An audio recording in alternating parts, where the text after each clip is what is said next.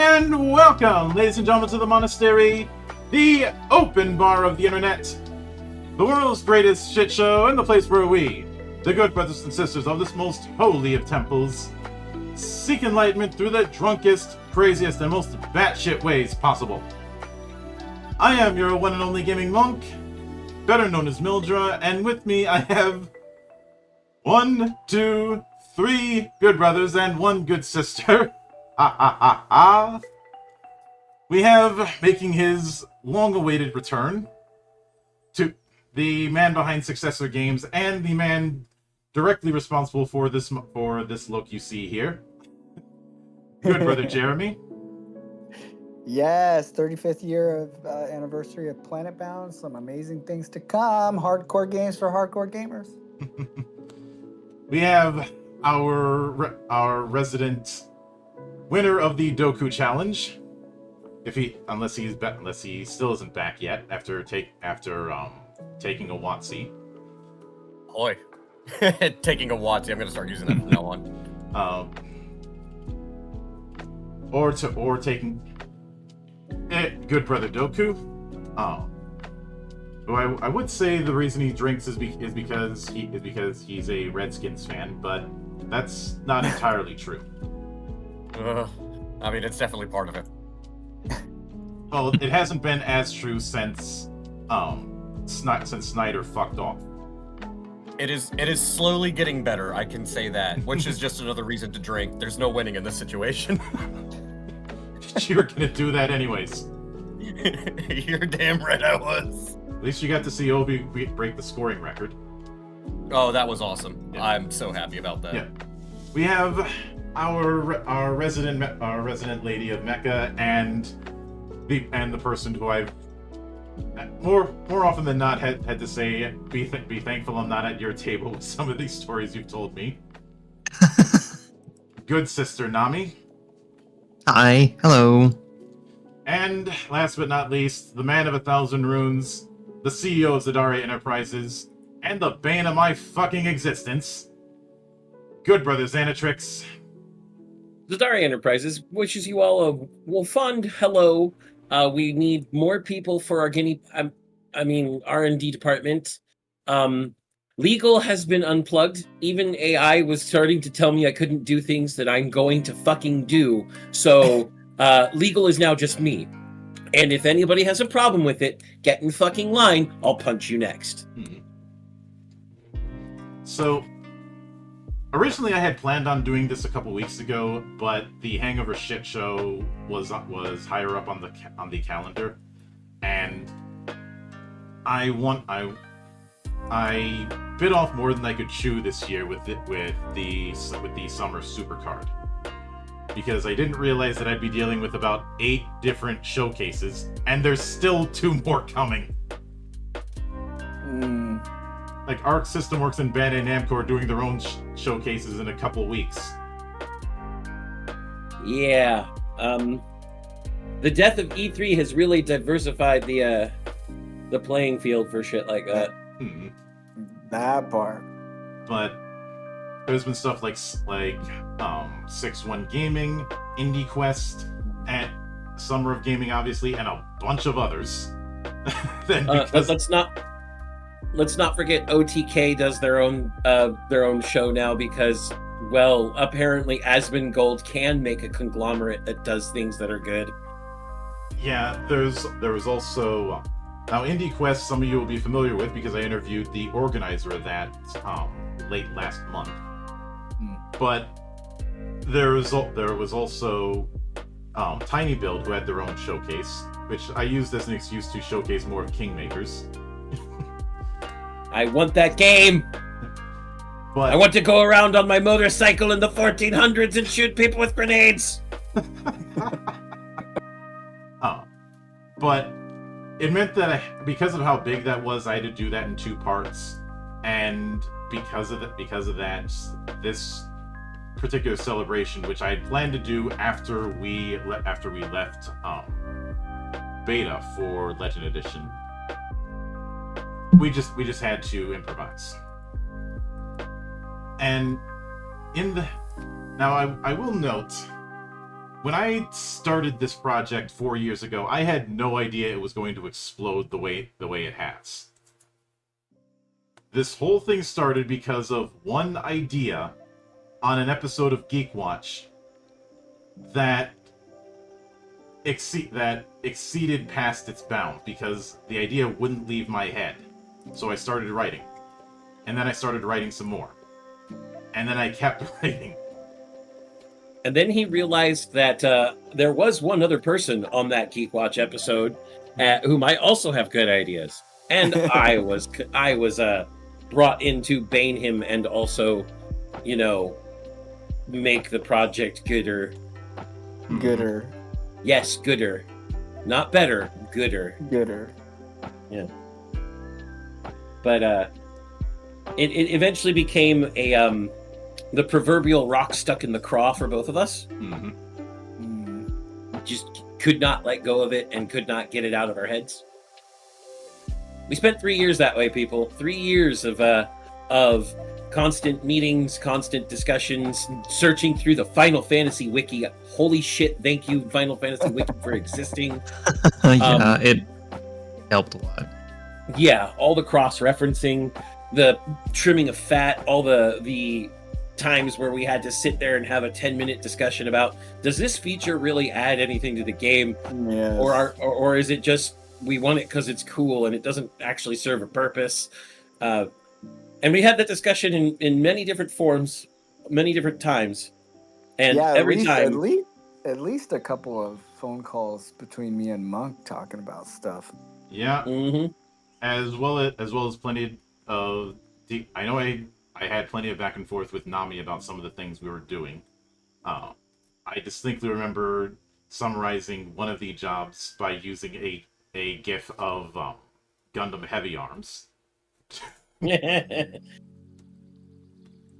our Dynamo, which was originally called Gunner. No, it was for Ravager. That works too. Mm-hmm. Oh yeah, it was. I was trying to remember. Mm-hmm.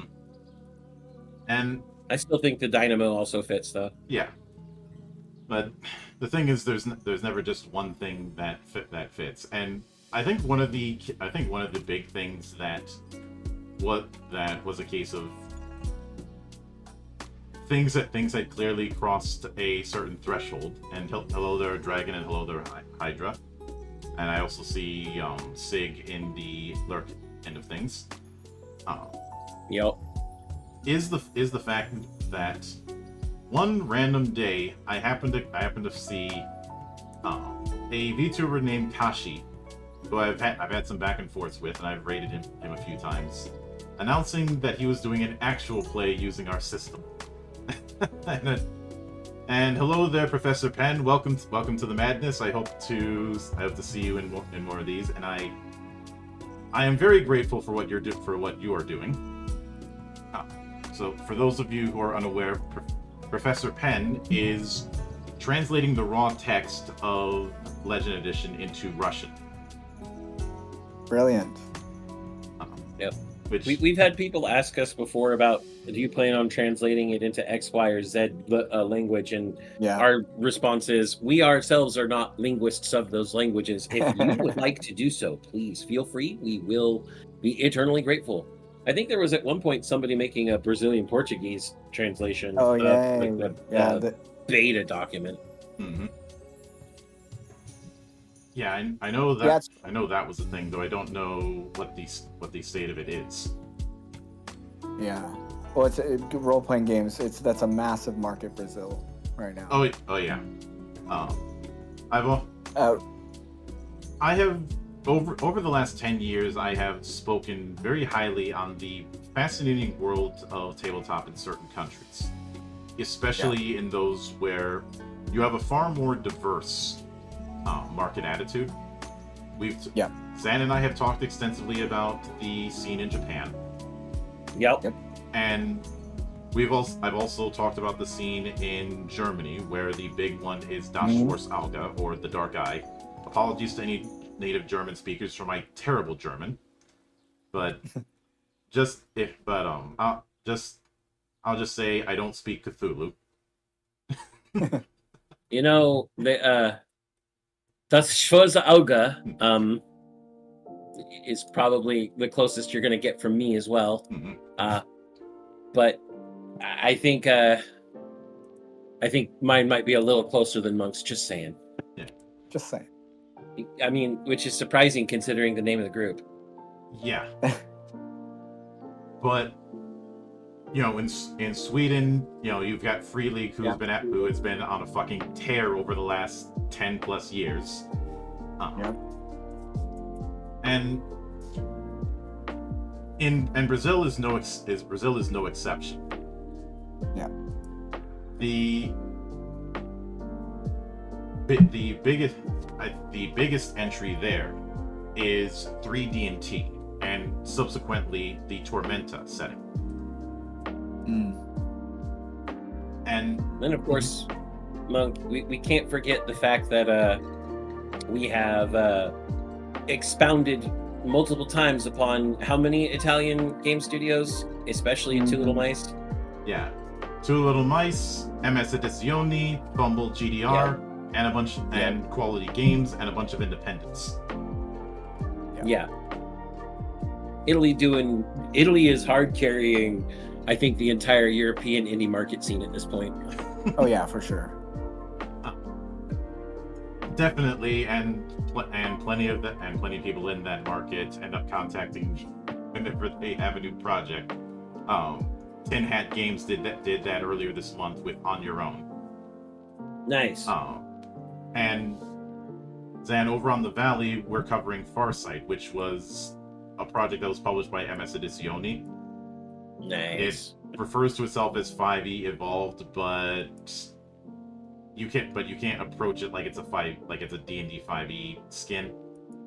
Well, I mean, remember, in the actual evolutionary chain, we have large portions of missing fossil record that we have to make the evolutionary leap of logic there.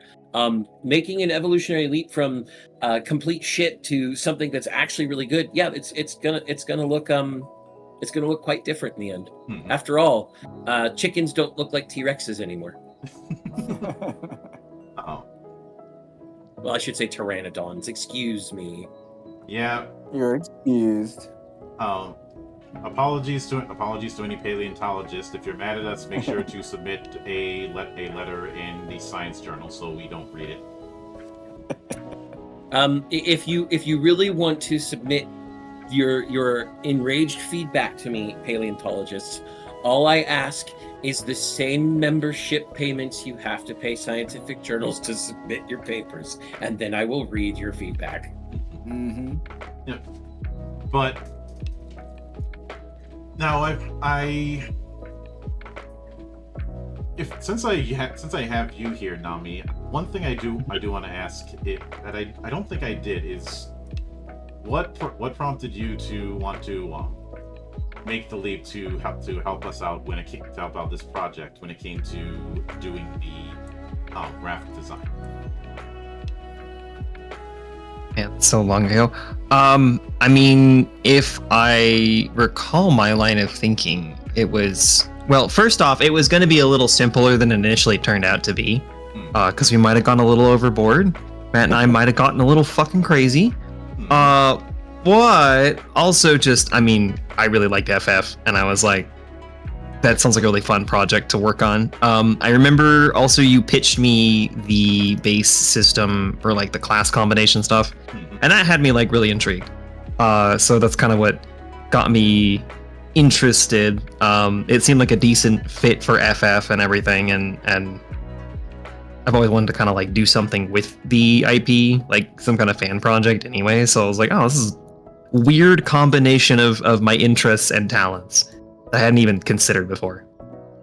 I also recall having a conversation with you near when you started helping us, and this was before your help became so intrinsically invested. This is back before we even had the PDF stuff, and you guys were only starting to help me with the editing, the proofreading.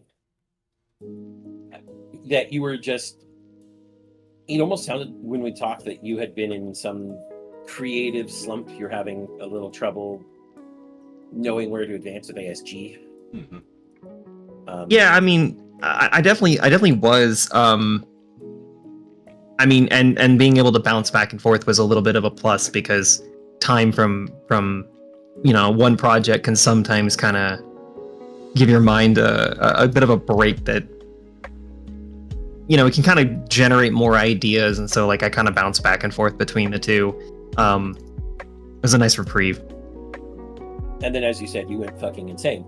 Yeah. You and Matt both In a kept great coming back way. to us. Yeah.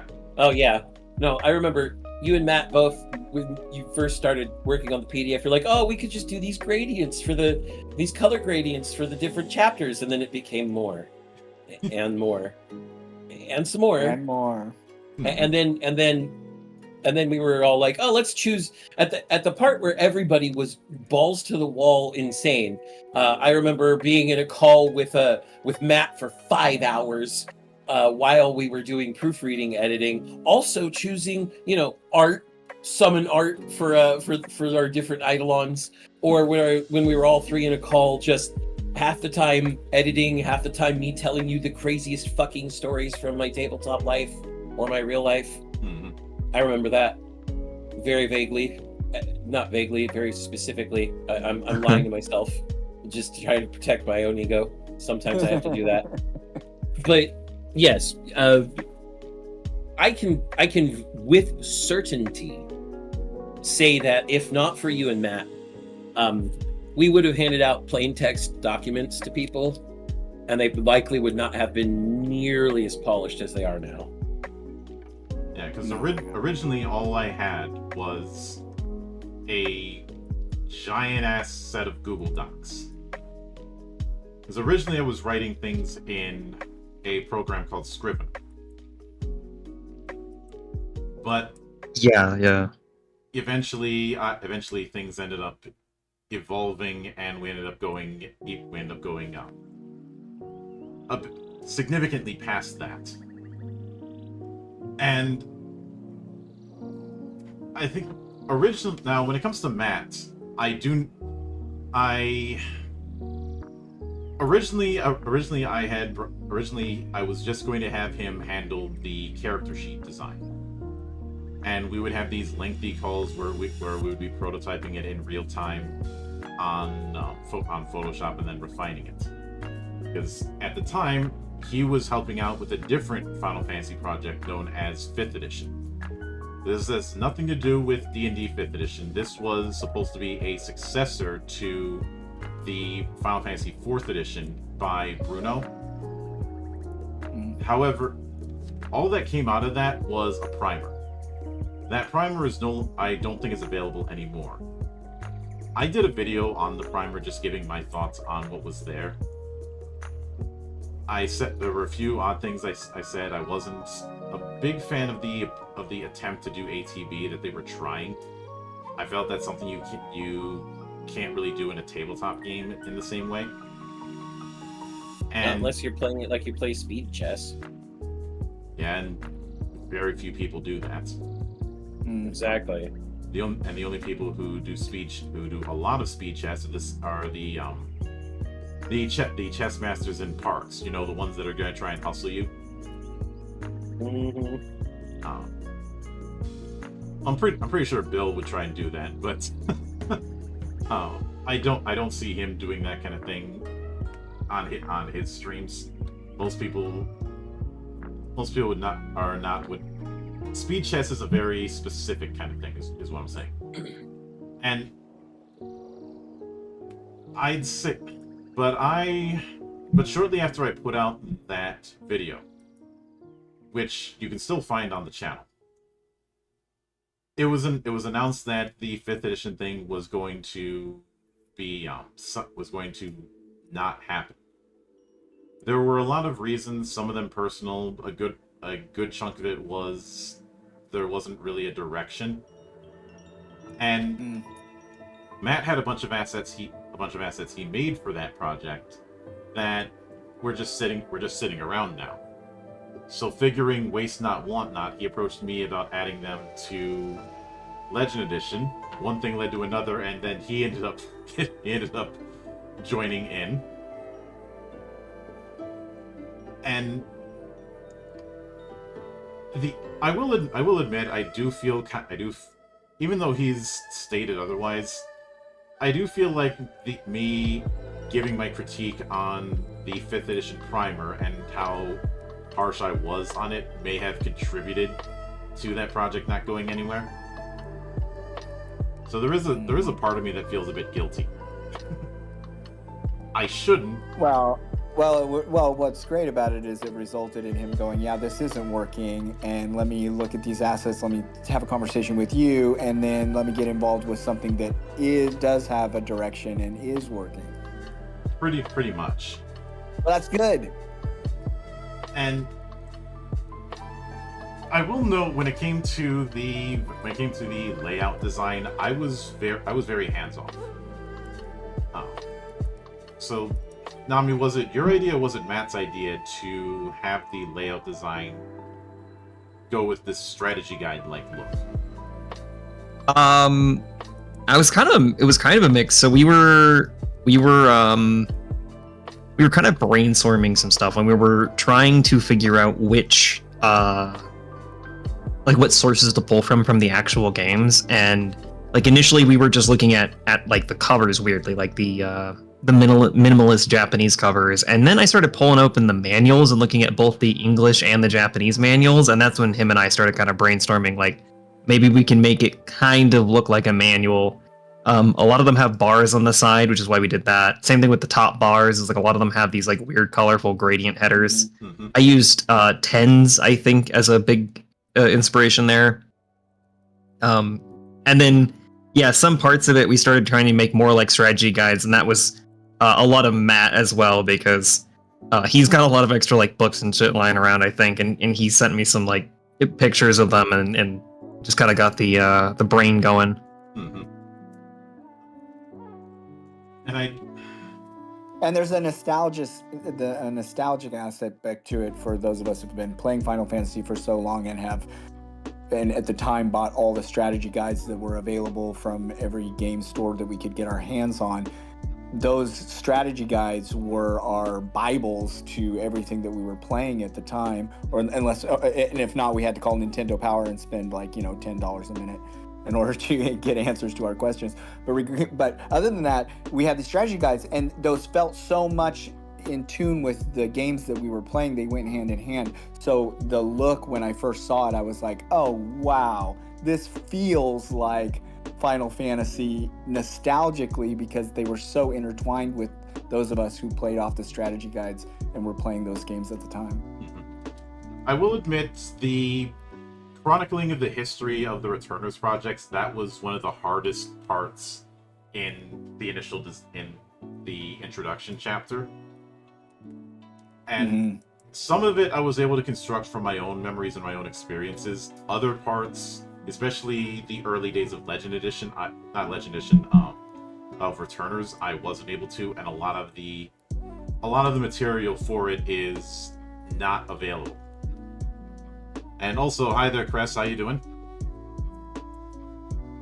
But even the fact, Monk, that you chose to acknowledge what came before you, that not necessarily directly, maybe indirectly, led to what you guys came up with in Legend Edition, was a really cool thing to do. Yeah. The inspiration to do that was an article tied to the first, actually more of a blog post, the first TTRPG that I ever reviewed on this channel. That was Heroes Against Darkness, which is a free game. And one of the things that drew me to it, because this was right around the time of the D&D Next project, which was billed as a uniting of the previous editions. And as an aside, I will continue to say edition wars are cringe. Agreed. And I remember being dissatisfied with what Next was doing, because I felt it wasn't doing the uniting of the editions that I was promised. So, and then I see Heroes Against Darkness, and Justin Halliday, its creator, putting in a blog post that went through each edition of D&D and what he took from it to create this combined whole that was Heroes Against Darkness. And while I'm not doing that exact thing here, the premise is similar. Taking what came before, studying that, and what can be brought into this, as well as elements of Legend system.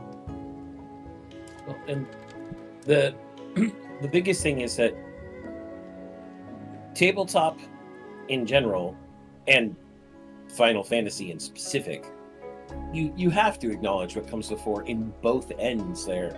We're standing on the shoulders of giants, of the people who came before. Yeah. We certainly could have made our own game without looking into anything from the past. And I very much doubt it would have ended up as cohesive as this game is. All the inspirations that we took, all the mechanics that we lovingly stole, and then cobbled together into some Frankenstein's monster that now roams the countryside, just trying to give flowers to children rather than having people pitchfork it to death. The things that came before us serve to help us build a further path. It's just like any trailblazing in any sort of industry or in literal fashion in the real world. Or to pull some inspiration from a video game I recently played for those who come after. And the other major thing was, even though several of the games I had played, in fact, this is a bit of deep lore, but several years ago I did a series of reviews called FF Week, covering several entries in this. It was really hard to do that because I had to essentially create a new video over several days, which not easy, especially for a one-man job who's not the best editor anyways. But That's what Zane's for. and the only one that I took the least from was Bahamut Academy, because that's still in Portuguese. There's also the whole thing of me asking, where the hell's Omega? Because nobody's seen him in years. And I also wanted to make sure that it's had its own voice, because one of the things I noticed with a lot of the projects was trying to do a TTRPG with a Final Fantasy skin, and I feel like Legend Edition is trying to do the inverse. At least that was the intent. And I feel like I'm somewhat justified in that, and this is something we'll be getting into in more detail. There has been a brain rot issue where people approach Legend Edition the way they might approach other games. And when you're in Rome, you have to do as the Romans do. Because I have seen people look at the fact that we use a D20 as our core mechanic and assume that a lot of the modes of thinking you'd see in, say, D&D are applicable here. And that is not the case. In fact, nothing from any core edition of D&D made it into this. I mean, one could argue that there is some adjacentness because we're drawing upon Legend System and 13th Age and Fantasy Craft, which are forks of different editions of D&D. But to say, oh, you were drawing from D&D is still a stretch. Yeah, that's a big stretch. It is a stretch that's like having Stretch Armstrong drawn and quartered. For those of you who had that doll back in the day, or drawing and quartered Mr. Fantastic. But now, admittedly, the Kupo tip that wasn't in the initial text. Oh yeah, we may have added that. We may have snuck that in there. Yeah. But a lot of the art I had personally commissioned, aside from stuff that either Nami had put in or was stuff just from the games.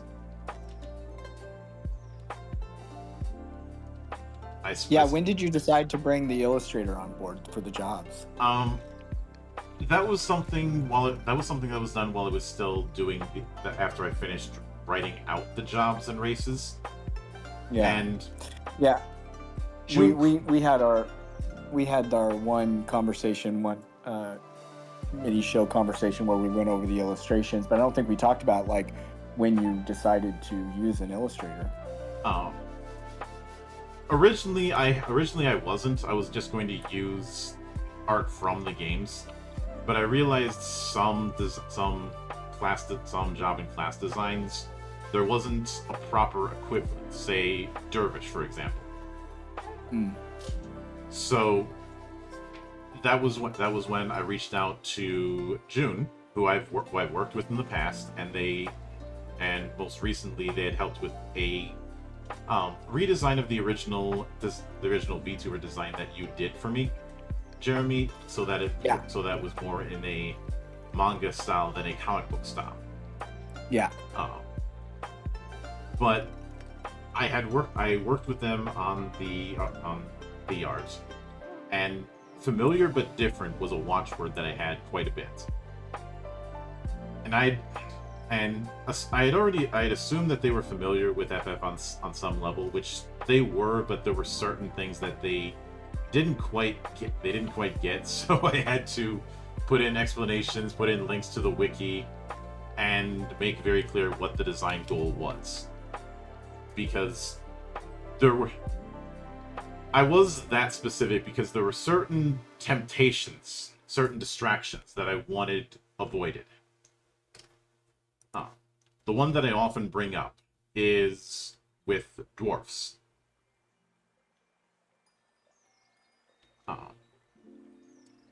And hello there, Nekohime, and Riona. I see you in there, with you and your melons, but I do remember writing in all caps, I do not want Tolkien-esque dwarves. No, those were some of my favorite illustrations, the dwarves. Oh yeah, the dwarves are great. They're my favorite. Just remember that not only did he not want Tolkien-esque dwarves for the design, but no, we didn't want Tolkien-esque dwarves for their lore either. So, No. Side note: I wrote over 50% of the fluff in the book myself. Yeah, I'm not over 75,000 words in a 2.5 month span. Just ask Nami and Matt when I was going fucking insane. Let's not be redundant here. That's true. Monk, I'm sorry. You're gonna have to file that request at the Department of Redundancy Department. But Not to be confused with the Redundant Department of Redundancy. I mean, there is a huge difference between Tolkien's dwarves and the lolly-ho dwarves of Final Fantasy. And I thought, I love that particular dwarf was represented like really well. Well, just for anyone who hasn't downloaded and read our book, and what are you doing? Go download and read our book. It's completely free. Yes.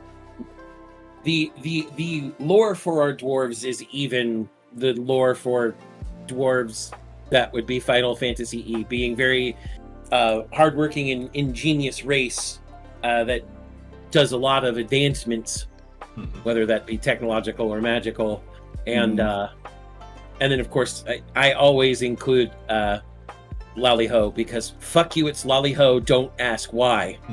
Don't ask why. But This is, yeah. the references that I sent June were things like trench uniforms from World War One. Yeah. Yeah, and he definitely got that shit across real well. Yeah. Oh, and that same.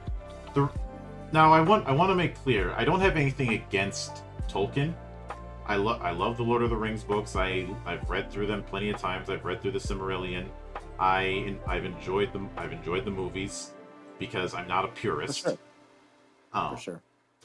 But, and I've mentioned this plenty of times, I resent this idea that one particular approach to fantasy is what you have to do if you're writing a fantasy piece. No. You're right. Have to? What are you talking about? Have to? There's no have to, Monk. Oh wait, we're talking about. Okay, yeah, never mind. We're talking about people who design by gospel. Yes, Great. For those of you who are new here, design by gospel is a phrase we use a lot. And it is basically when people design a certain way because they feel they have to design a certain way. And if that sounds circular, that's because it is. Yeah, it's the idea that because a thing has always been done, it must always be done in that fashion. Yeah. It's justifying itself with nothing other than circular logic.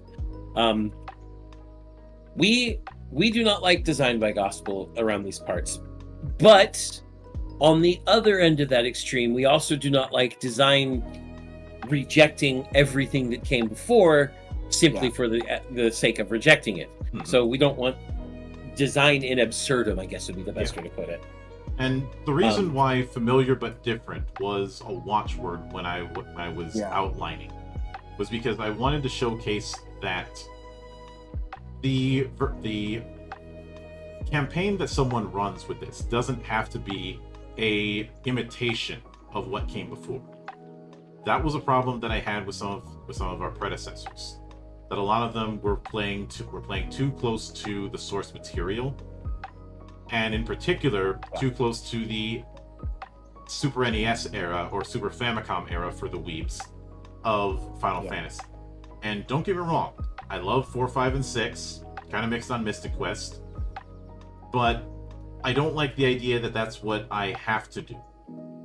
Because you have because And we kind of touched on this when I did the video on FF16. In fact, multiple videos we've done on FF16 is this idea.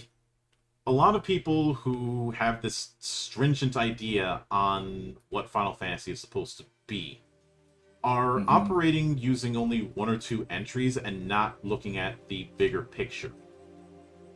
When I say that Zan and I did a lot of research, it not only includes the Roman numeral entries or a few of the spin-offs. It includes the mobile games, which some of them I thought, maybe I misjudged you. Dimensions is one example. I'm thinking, if somebody makes a emulated version of Dimensions, I might take a look at that. As well as looking at behind the scenes interviews, looking at making ofs, looking at stuff that was left on the cutting room floor. Just examining the totality to make this a Final Fantasy TTRPG, not the Final Fantasies that we happen to like. And because of that, I also insisted that we include the Bravely series, since the Bravely series clearly branched out from 4 Heroes of Light. We didn't include anything from Bravely Default 2, but we did include Bravely Default and Bravely Second. Yeah. This is because at the time of designing Bravely Default 2 was essentially brand fucking new, and neither of us had played it and gotten a good feel for it. And I did a cursory glance at some of the asterisks in Bravely Default 2, and there weren't a lot of them that I saw were already covered by jobs we had already made at that point. Yeah, and most of the asterisks we took from Bravely Default 2 were either just some features that we wrapped into other stuff, like some of the stuff from Night, or the three most interesting asterisks, I swear to God, the yokai, the Exorcist, and the Guardian. Although our yokai is nothing like the yokai from Bravely Second. We just kind of took inspiration and then said, you know what would be really cool? Channeling summons through your body. And then, after we got that established, an E3, so long ago it seems, played the first trailers to Final Fantasy 16, and we went, huh, neat. Look at that. Look at that, convergent creation strikes again. But when it comes to, and when it came to the races, I wanted race design to certainly be simple, but still have its own impact. Which is plus, because of the way it's set up, you don't need to have multiple pages of effects. No, instead we have multiple pages of my lore. like the fact that Moogles weaponize their cuteness to infiltrate societies and get what they want. Also, thank you, Sig, for the raid. Glad to see you in. I do not know why my raid alert is not playing.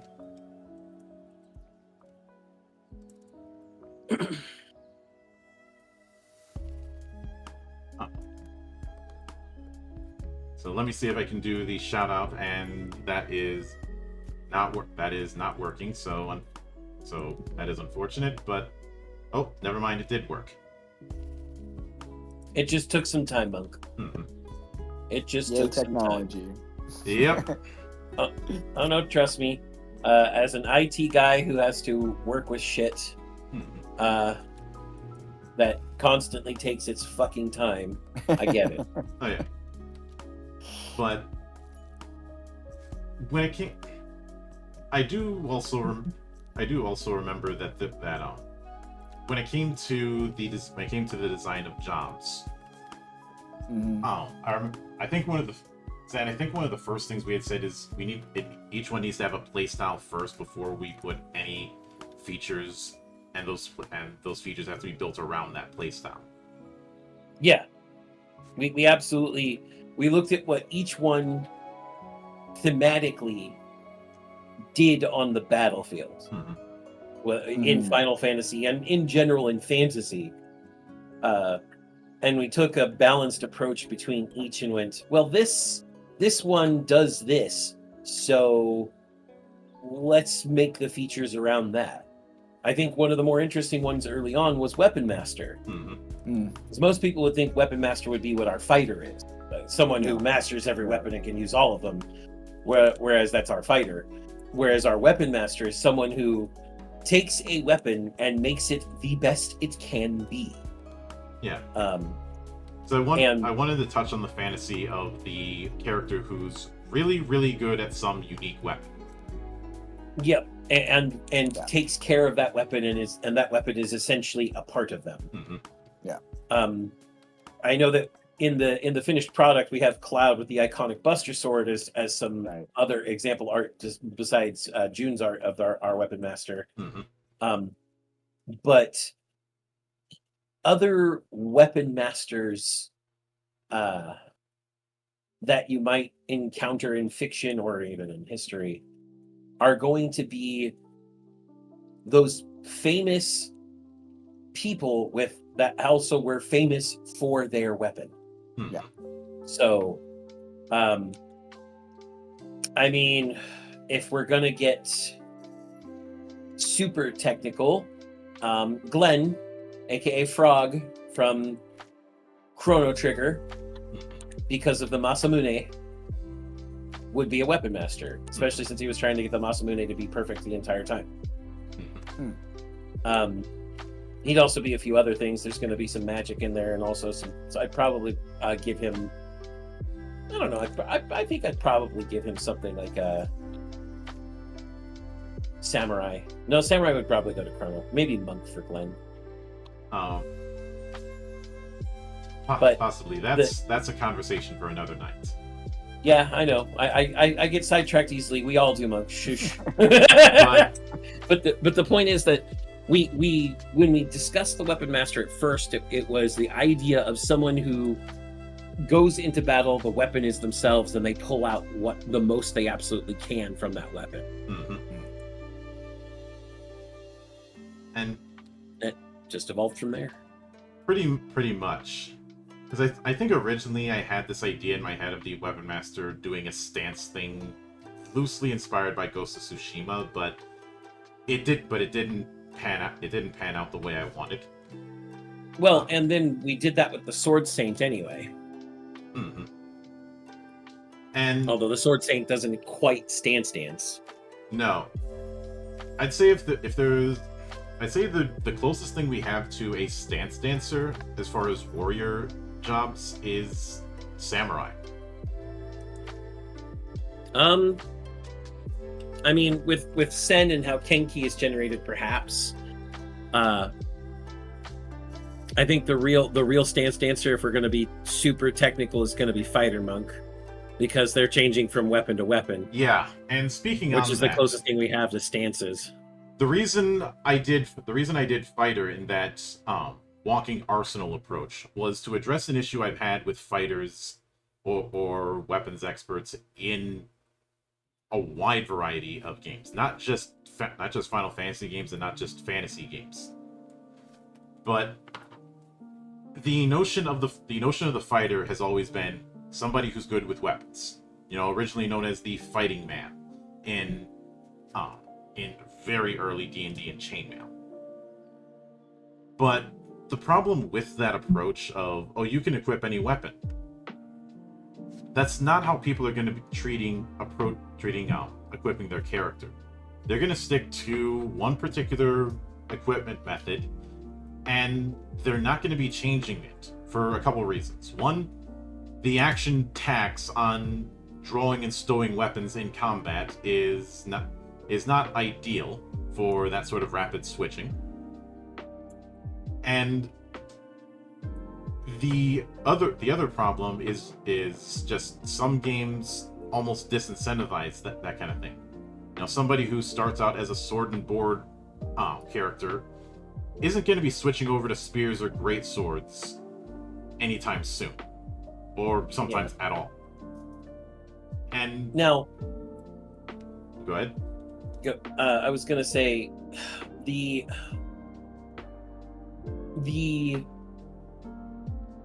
I think it's disincentivized on a fairly large scale, not just And with we lost D20. Doku. Yeah, he had a phone call, he said, so he's probably focusing on that. No worries.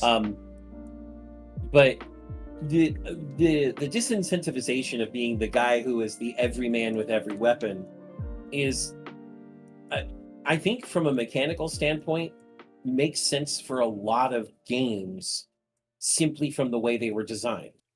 Now, whether that's a good thing or not is not what I'm discussing, but we created a mechanical system to play into that specifically because we wanted to see that fantasy fulfilled. As an example of someone who would be a fighter in our system, Goblin Slayer. Oh yeah. The man goes in with everything and uses fucking everything. Mhm. I'd say All to kill goblins. Yeah. I would say any protagonist in any 90s shooter also counts. Any protagonist in any 90s shooter. I'm gonna appeal to brother Slick Rick here for a second. Any version of Emiya Archer or of Shiro Emiya or of Gilgamesh will count as a fighter. Yeah. All dem weapons and no one to spear with them. Mhm. Even admittedly, the primary source of inspiration I used with the design from Final Fantasy was Firion's appearance in the Dissidia games. Absolutely. I even specifically referenced the art where he has all of those weapons. Yep. Anybody who doubts us, go watch most of Firion's opening scenes to combat in Dissidia. He switches between 3 weapons instantaneously while flourishing them in most of those openings. Mm-hmm. And it's also accompanied by a really cool sound effect and a really cool sparkle. So, like, Yeah. Just go do it. Dissidia's great games. Mm-hmm. You know, because of the fact that I was going to be using Legend Systems tag-based design with weapons, it also meant that a lot of jobs had to be reevaluated. Because the selling point with a lot of jobs in the FF games that have used the job system has been what ones that they can equip as opposed to others. But because of the fact that we're going setting agnostic, that was never in the cards. So, this is also the reason why I've stated some of the recent jobs that have shown up in Dawn Trail are not going to be making the cut because they're either doing stuff we already have covered, or they're built around a particular weapon, which in that case just build the weapon. A good example of this is Viper. Yeah, I was gonna say that the closest thing anybody might ask for is our Pictomancer, but that Pictomancer is just, I'm gonna be honest, they're just it's a different flavor of attack. It's a different flavor of essentially Black Mage. And we already have Black Mage as our Elementalist. Yep. If I wanted to make a Pictomancer, I'd make Realm from Final Fantasy VI. But the problem with that is we have a Blue Mage already. Pretty much. His name is Strago. Yeah. And I will admit that there are quite a few jobs that are in there where the name may have been in FF but not the implementation, or in some cases we put something in simply because there was a particular design angle we wanted to go with. An early example of this was Dervish. Yeah, we wanted we wanted to imitate both sides of what is essentially the person who gets lost in combat. Mm-hmm. We have the Berserker, the person who gets lost in in the fury and the blood pulse pounding and everything going red type with their rage. Mhm. But then we have the person who becomes calm, serene, and is the fluttering feather through a torrential rainstorm that doesn't get hit by a single raindrop in the dervish. Mhm. It's if you want to boil it back down to D20 brain rot, because I know that many people watching are most familiar with D20 games, it's the strength based versus dex based ragers, Yeah. essentially. But I will note that I ended up it was during that I ended up starting to develop the early instance of what would be parts of the action economy. Especially the whole thing of not limiting reactions. I mainly did yes. that because because whenever reactions are limited, you end up with a too good to use problem, as H.C. Bailey has put it. Yep, the too good to use club. Mhm. Or the 99 megalixirs problem, as he also sometimes refers to it as. Yeah. Yes, in the world's most litigious RPG, you commonly see people save reactions for things like counterspell, Mhm. because counterspell's just too goddamn useful not to use. Mm. You can't jinx when you didn't even finish the word, Nekohime. I get it. But the you only have that one reaction, whereas the way we've done it, you have an infinite amount of reactions outside of your turn. You can just only react once to any specific damage source. Mhm. So someone swings at you once, you can react to it once. If someone swings at you, if three different people swing at you all in the same turn, you can react to each one once. But other than that, there's no limit. There is, however, a risk, because Zan and I love risk-reward systems. Risk versus reward gameplay was the second thing in our list, right behind customization. Mhm. Mm. It may not be listed in the high pillars section of the book, but it's like, we want customization and we want risk versus reward because we want people to make interesting choices. Yeah. And oddly enough, as blasphemous as this may sound, a lot of the design philosophy I ended up taking with certain aspects with Legend Edition was inspired by shooters. That's not blasphemous. Monk, it's not blasphemous because in this monastery we acknowledge that all genres blend into each other, and that there is no shame in video games taking from tabletop and tabletop taking from video games, because fuck you, we are not the Ivory Tower. We are not these grognards who say that's verboten. Oh yeah. It's not Right. heresy. They're the heretics, Monk. They're the dirty heretics. Mhm. But the big reason it really dawned on me to thinking that when I was watching documentaries on the development of the original Halo, and Damn it, Riona. I do get my best ideas from there. That's what they shoot up. But the fact that speed chess was used as an analogy, as well as the development of what's become known as the Golden Triangle. You know, the fact that at any given point you have the three options of firearms, grenades, and melee.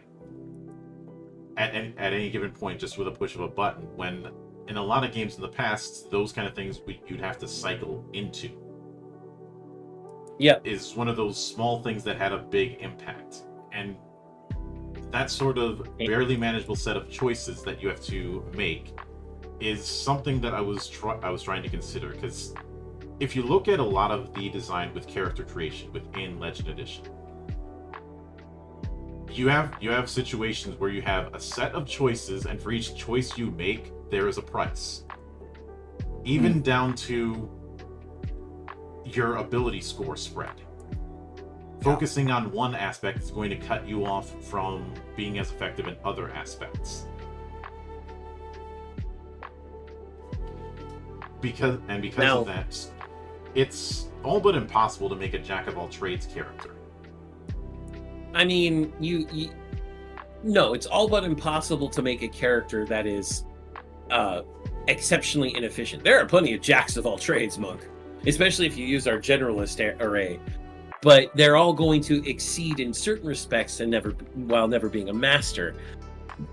A conversation I actually had with, I think it was Nekohime and a few others, unless you are deliberately, like, as in you have your own spreadsheet open to calculate the way to get the worst you can out of everything you do, you can't make a bad character on accident. Something will synergize. And you might make choices that shore up weaknesses you accidentally put in the first place, such as with your ability modifier bonuses or feats that you choose. There is, unless you are making on purpose, while tracking it, the absolute worst choices you can't make a bad character in our system. And if somebody's going that far to intentionally do it, they are probably suffering from that guy syndrome. If somebody goes so far as to intentionally make the worst character they can, I'm just going to look at them and be like, do you want to make another character, or do you want to just leave my table? Mm-hmm. And I'm not going to deal with that shit. Oh, but characters with flaws are interesting. You can have flaws without making your character mechanically incompetent. Yeah. I will also admit some of that is me taking the piss out of the ivory tower attitude that Monty Cook and company had back in the day. Back in the day, because Monty Cook these days is a stand-up dude with a really good set of games and has gotten over himself. Mm-hmm. But oh, Sig, if you have someone like that at your table currently who says flawed characters are interesting and makes themselves mechanically incompetent, kill the character, make them make a new one. If that one's mechanically incompetent as well, then you know they shouldn't be at your table. Mm-hmm. Oh yeah. This is me. This has been another GMing lesson from Zan. Kill the incompetent ones. Yeah, and I will also note that building around a vibe was more important than building the right way. Yeah. I did not want those kind of traps. Nekohime literally And just said that too. Yeah, and in doing that, it created a very balanced system, a very balanced game with, and I don't know if that was one of your mantras, it doesn't sound like it, but just because of your other mantras, that's what ended up happening, is an incredibly balanced game. Yeah. That wasn't a mantra per se, because no, the mantra was, if everyone's broken, nobody is. Yeah. So, Zan, you may as well go into the Brawl Minus philosophy, because that was what we settled on. Yeah, we get questions about this a lot, and while we've explained it in previous streams, I understand not wanting to go look at a different 4-hour-long live stream. Brawl Minus was a modification for the Wii video game Super Smash Bros. Brawl, which was actually really easy to mod in because the Wii was intensely moddable. Mm-hmm. It was a part of a duo of mods that I believe were worked on by a lot of the same people, Brawl Plus and Brawl Minus, due to the balancing issues Super Smash Bros. Brawl had as a competitive fighting game. Of course, as we all know, according to Sakurai and literally anyone who has a brain cell, these aren't supposed to be competitive fighting games. They're party fighters. Mm-hmm. But people wanted their competitive side, and that's cool. More options, the better. Mm-hmm. Brawl Plus was the one that tried to flatten the overpowered characters. Meta Knight! I don't know, had something there. Mm-hmm. While bringing up some of the lesser characters. Dwarf! Must be the dust or something. Mm-hmm. Whereas Brawl Minus said, what if we give Bowser the Giga Bowser super armor all the time? What if we make it so that Ganondorf is even slower, but if he hits you with Warlock Punch, you immediately hit 999% damage? What if we make it so that Sonic can cancel any and all of his animations with his taunts, including the taunts themselves, so that you get a spam of, come on, step it up, you're too slow, come on, step it up, you're too slow. Excuse me, I'm sorry. I have to kill every Sonic player. Hold on. It asked the question, what if we didn't try to make everybody fair? We just made everybody even. You get Brawl Minus. Yeah. A case where everybody is given broken bullshit. My favorite being the fact that if you do up, down, up on the D-pad for Captain Falcon, which would normally be taunts, he instead does a longer version of his show me your moves taunt, gets covered in fire, and his next Falcon Punch comes out instantly because of it. But everybody had super fun shit. And so Brawl Minus is the idea, if you break every character, everyone can have fun. It leans hard into the party fighter ideal of Brawl. And some of the taglines were the Syndrome modified quote I made earlier, if everyone's broken, no one is. Personally, my favorite. My second favorite being the Borker the better. No, I said that wrong. It's the Borker the better, excuse me. And you had these taglines across the years, but the mindset is everybody gets to have fun because everybody's fucking busted, and we wanted the same thing. Yeah, and I vividly remember where it really dawned on us when I was designing the Arcanist job. Fencer and Arcanist. Yes. Yeah. Because when I realized what I had made with Arcanist, which was supposed to be our curse expert. Arcanist has been in the video games, but they've just been a slight variation on Black Mage. And Or they've been in specifically with Bravely Default, they're just a black mage who then does stuff with status conditions to make black magic more powerful. Yeah. Which we already have ways to do that elsewhere.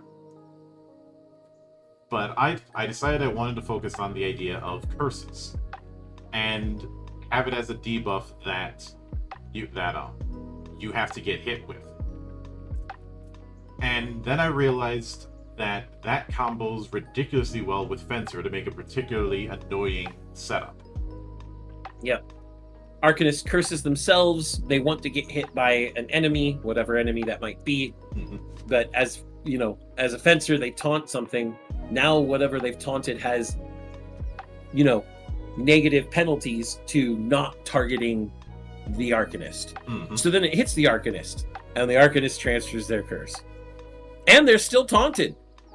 Yep.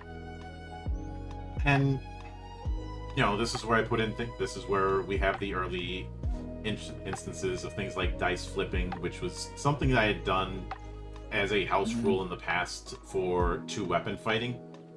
Because people are going to want the fantasy of the 2-weapon swordsman in some form. But a lot of games put way too many obstacles in front of that. And my approach at the time was, if you're wielding 2 weapons and you're proficient in both weapons, you can flip the die so it's the opposite of what you rolled, but you do less damage. That was the approach I did at the time, and that was because I wanted the individual D20 roll to be more important than whether or not you hit or crit. Yeah.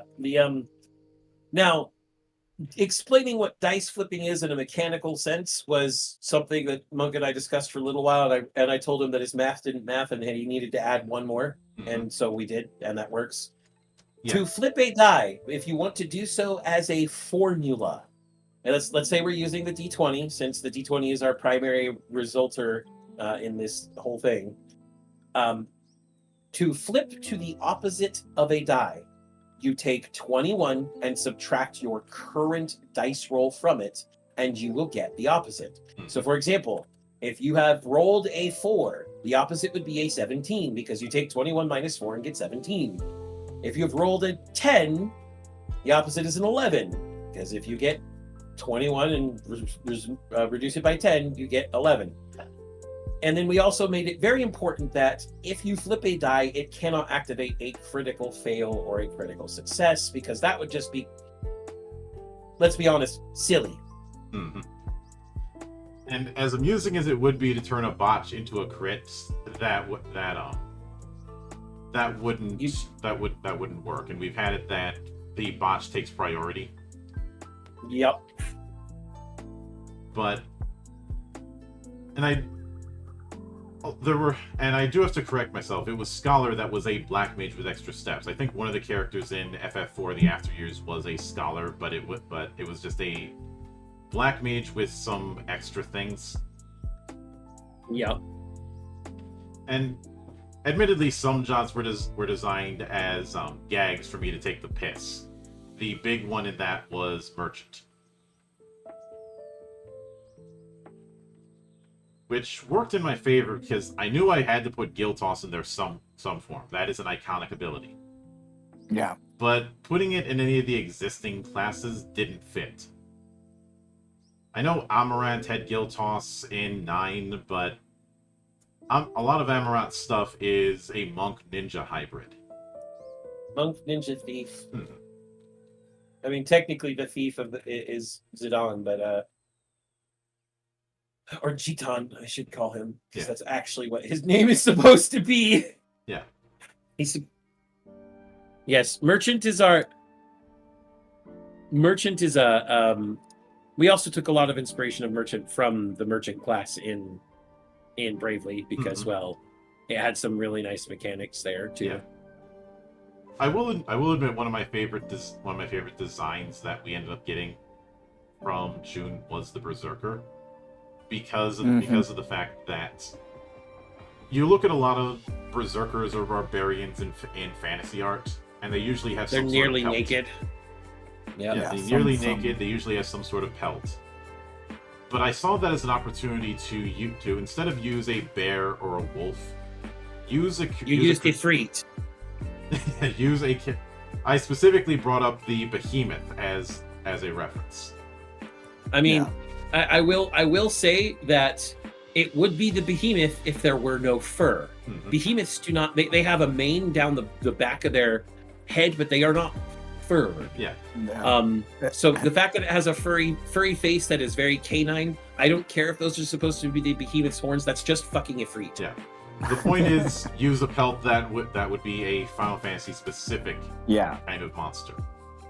Yeah. Oh. You know, I'm pretty sure somebody could make leather armor out of. Actually, I was gonna say leather-like armor out of Cactuar, but if Cactuar are based on cactus, that would be a bit stiff. Now, could I see somebody putting patches of Cactuar just to have the needles? Yes. Yeah, but Monk, you only get one shot. Sometimes that's all you need, especially if you're firing 10,000 of them. God damn it, Riona. Cactuar, loincloth, and hat, she says. Of course, the loincloth. But That's where all the needles need to be, right? And Mel saying 9,999 needles. Yeah, that's what I was about Hey, to say. I have a jumbo Cactuar card. Don't you even? And personally, something I was thinking is somebody having Cactuar parts on their armor and then doing a shoulder tackle. Oh, Dwarven Gutbuster homebrew class. Got it. Or let me make it even worse. 2 words.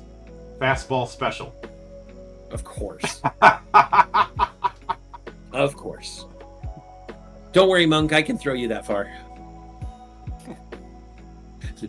Saying this, being the same size as the Monk, is the most impressive part. Yeah. But, look, one of the greatest Olympic sports is competitive bitch tossing.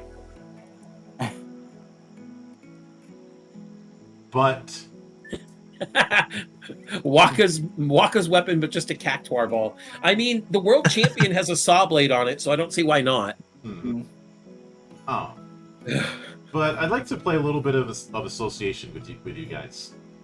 Oh God! Since with the jobs we've made certain analogies, and wait, did Mildred train under Lord Slug? No. I trained under many Sifu. Some of them may have been drunker than others, but they were still good trainers. You can tell he trained under ones that were Chinese because he didn't use shisho. But I would like to. We've played character association with the jobs that we have using Yeah. Final Fantasy characters. I would like to do this with non-FFs, and before anyone says anything, using characters from FF adjacent projects does not count. Okay, before we get too far, Monk, I will note that I've already made an association with Fighter, and I would like to take the association for Weapon Master now because a great one came to mind. Kratos, God of War 2018. He gets everything out of the Leviathan X and the Blades of Chaos. Everything he can. That I'm willing to go with. But starting with Berserker, what comes to mind for you guys?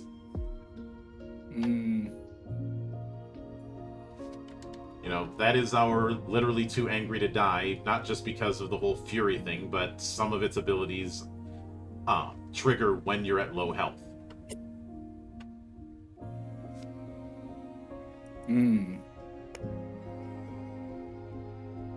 I don't want to just trample over my friends here, so I'll let them go first. You got this.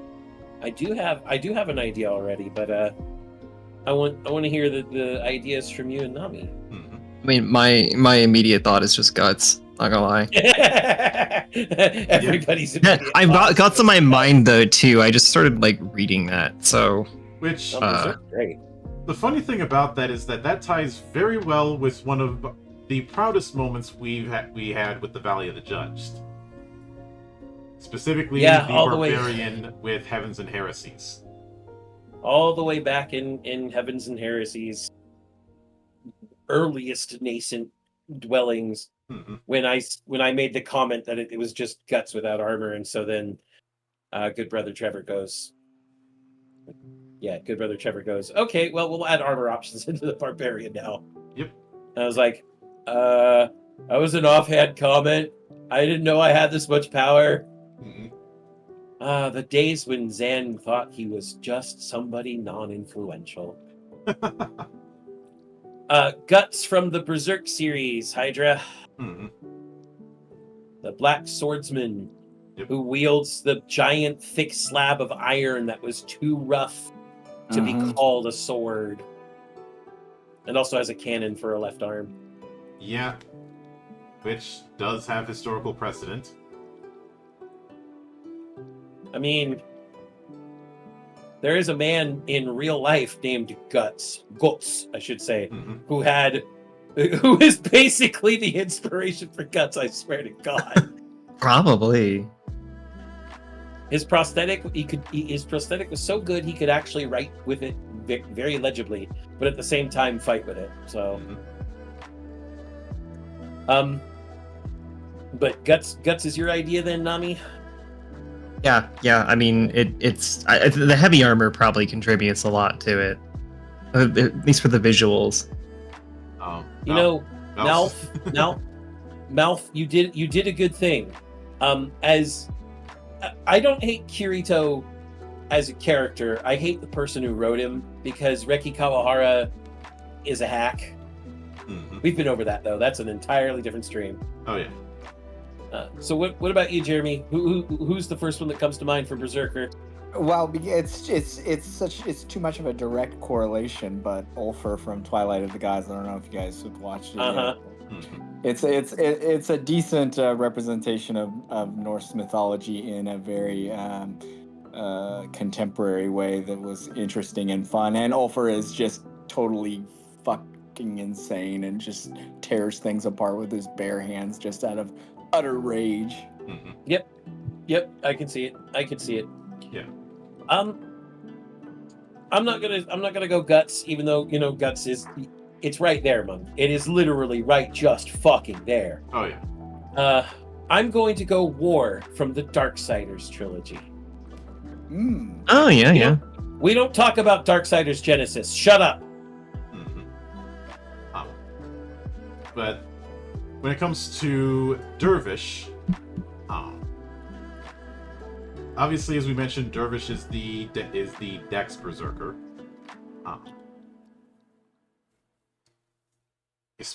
It's just that whenever they're in their particular trance, pray that you're good at dodging, because you're going to be hitting, or you're going to be hitting things, or you're going to be dodging things. So don't be Gohan. Mm-hmm.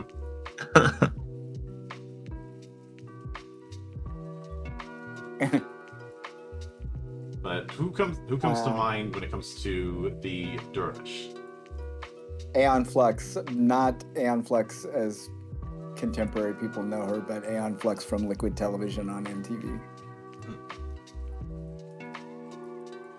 There's nothing that woman couldn't dodge, and there was nothing that woman couldn't hit. I oddly just think of the protagonist from Prince of Persia, like the Sands of Time. Like, I don't know, something about his style. I can absolutely see it. The way he fights is pretty dervishy. In that case, though, if we're gonna go that far, I had one idea in mind, but now you've changed it, Nami. I'm gonna go Batman from the Batman Arkham games. Okay. You know what? Yeah, I can kind of see that. Yeah.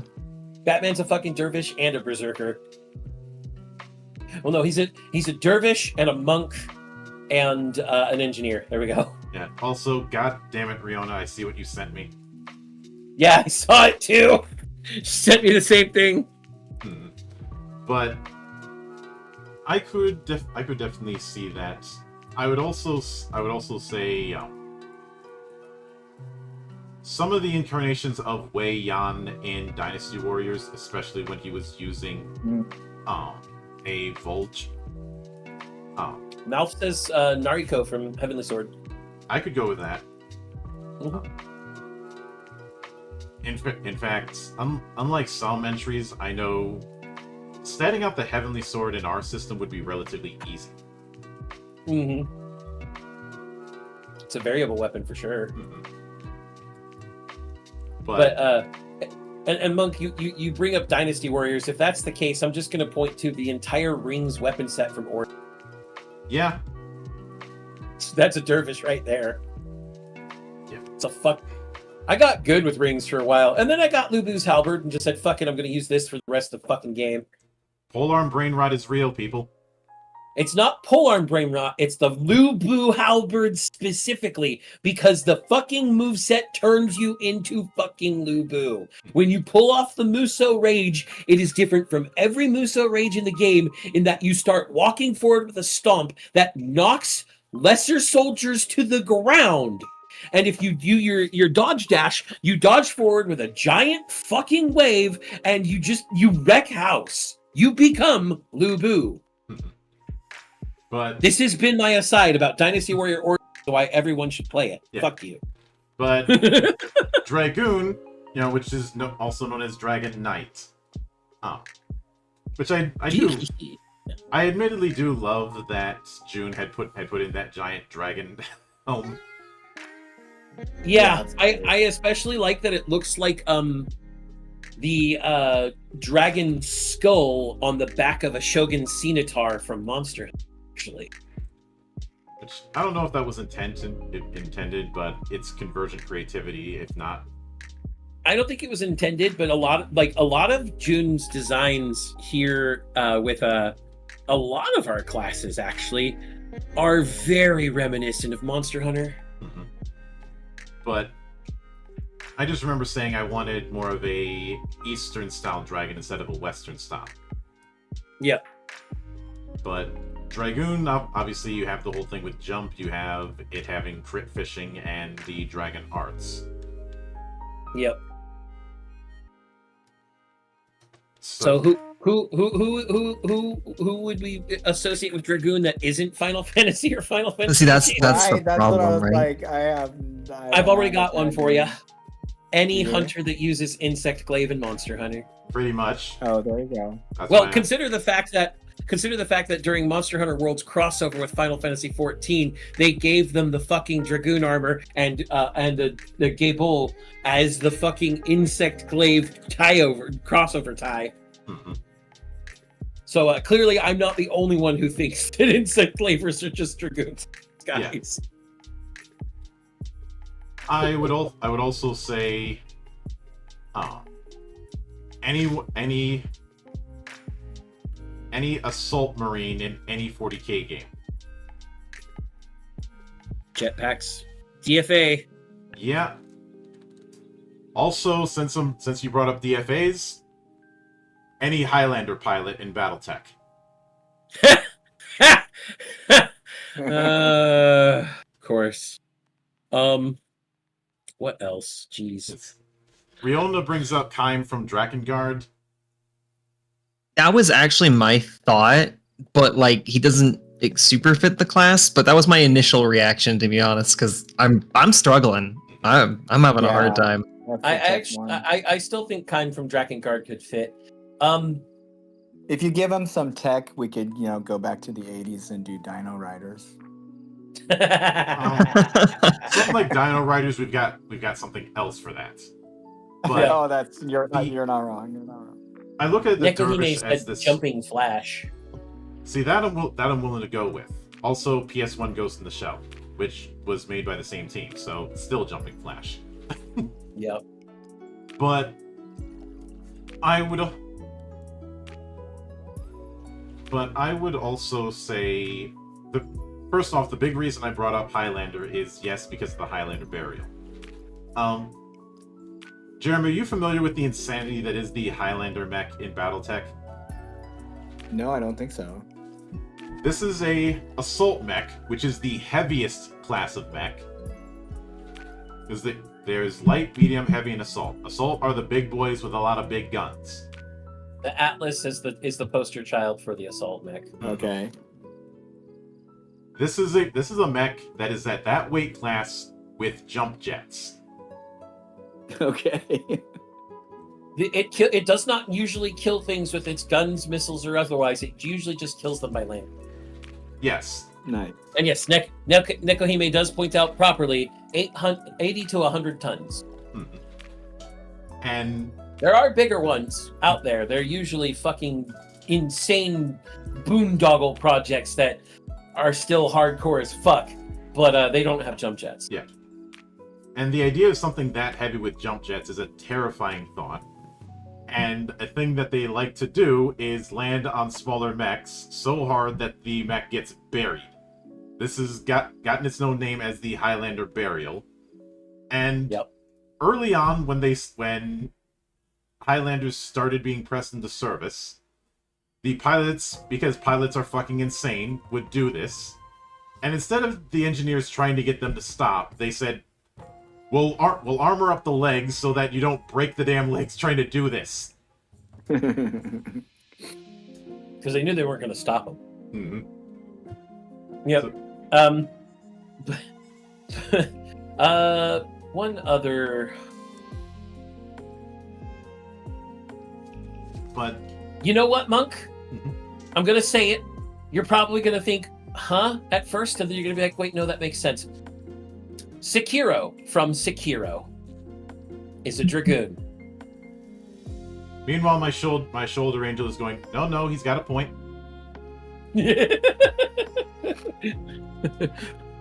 Think, everybody who might be scratching their heads for a second, how often are you in the air in that fucking game? How often do you DFA people with aerial fucking assassinations? How often...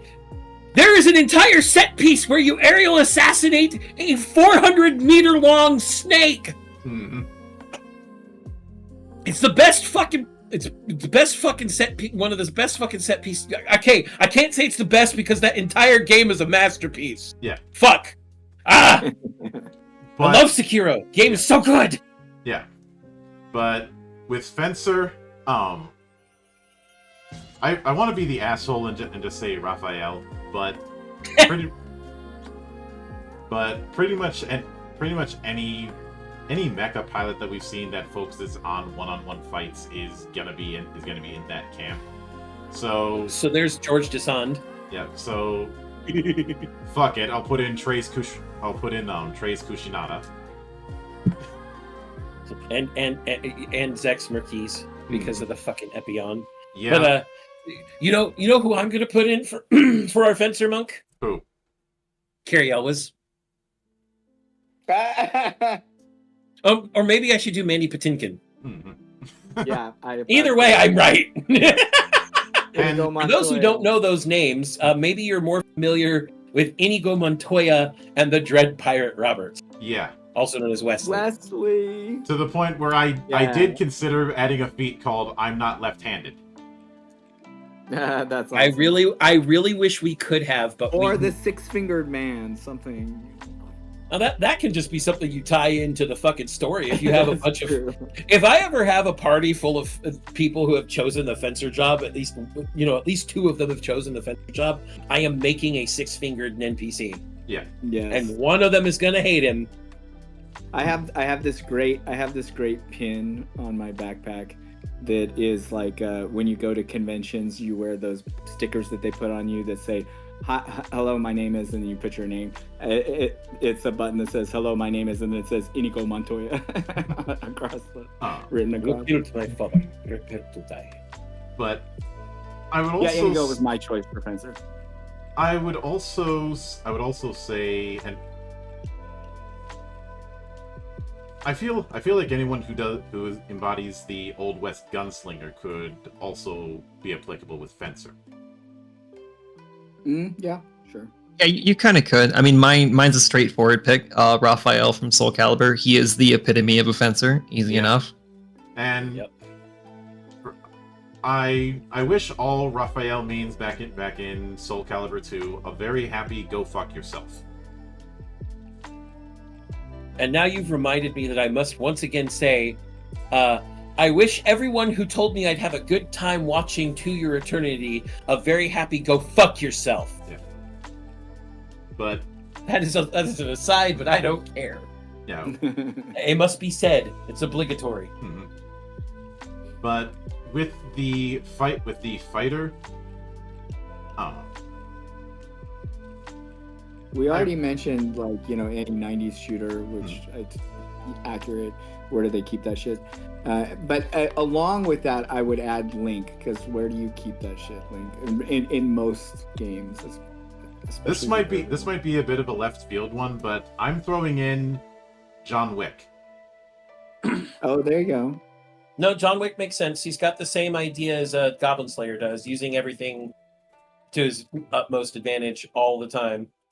And I especially have the scene with the sommelier rent-free in my head. Yep. That scene is probably one of the most iconic scenes from the quadrology. Mm-hmm. But that then makes me counter with one of my favorite characters, Monk, Haseo from .hack GU. Yeah.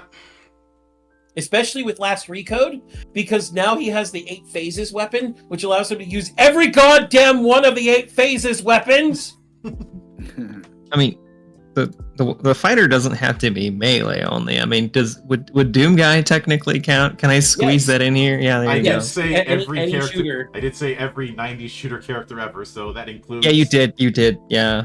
Yeah, but I just there are so many options, Monk. There are actually more options than people probably think. Yeah. Though when it comes to the knight, that'd be I suppose I could put in. Tricky one. I could put in Galen from League of Legends, but that's a little bit on the nose. And hey there, Coops, I see you. I'd also say maybe any sort of I'd say any sort of actually, you know what? I just realized Vader. Oh, that's not a bad one.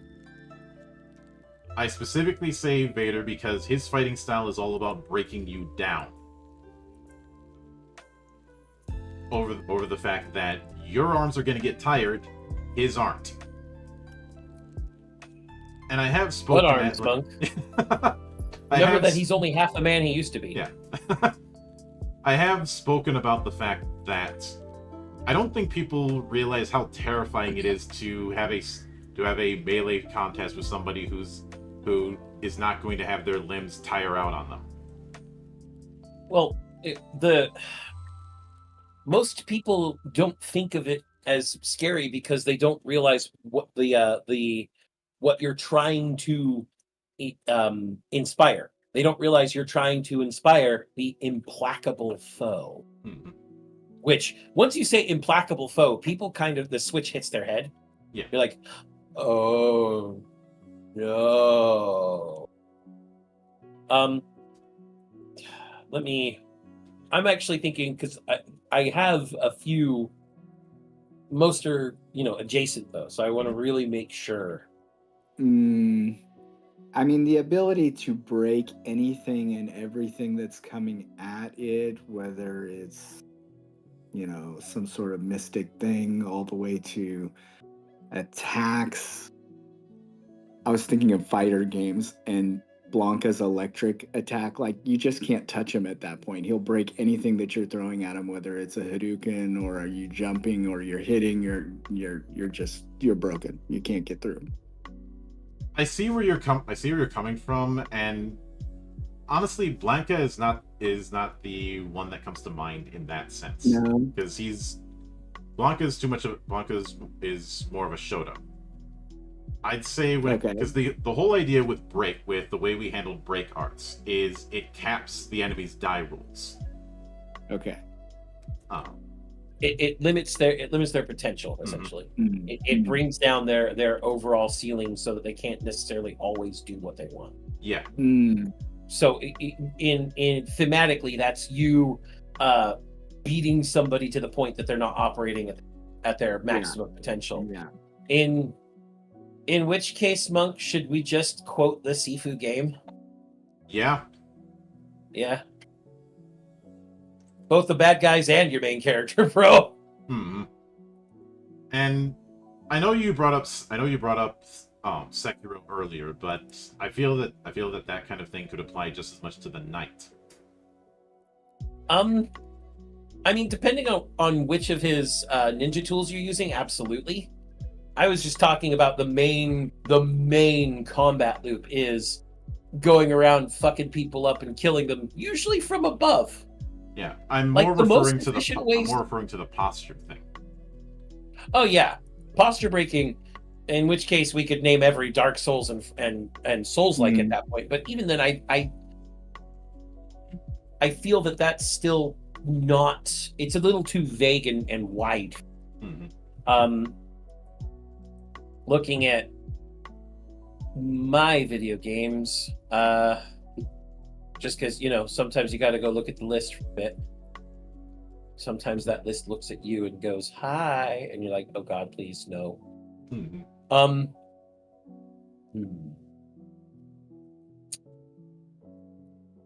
No, that'd be for a different job.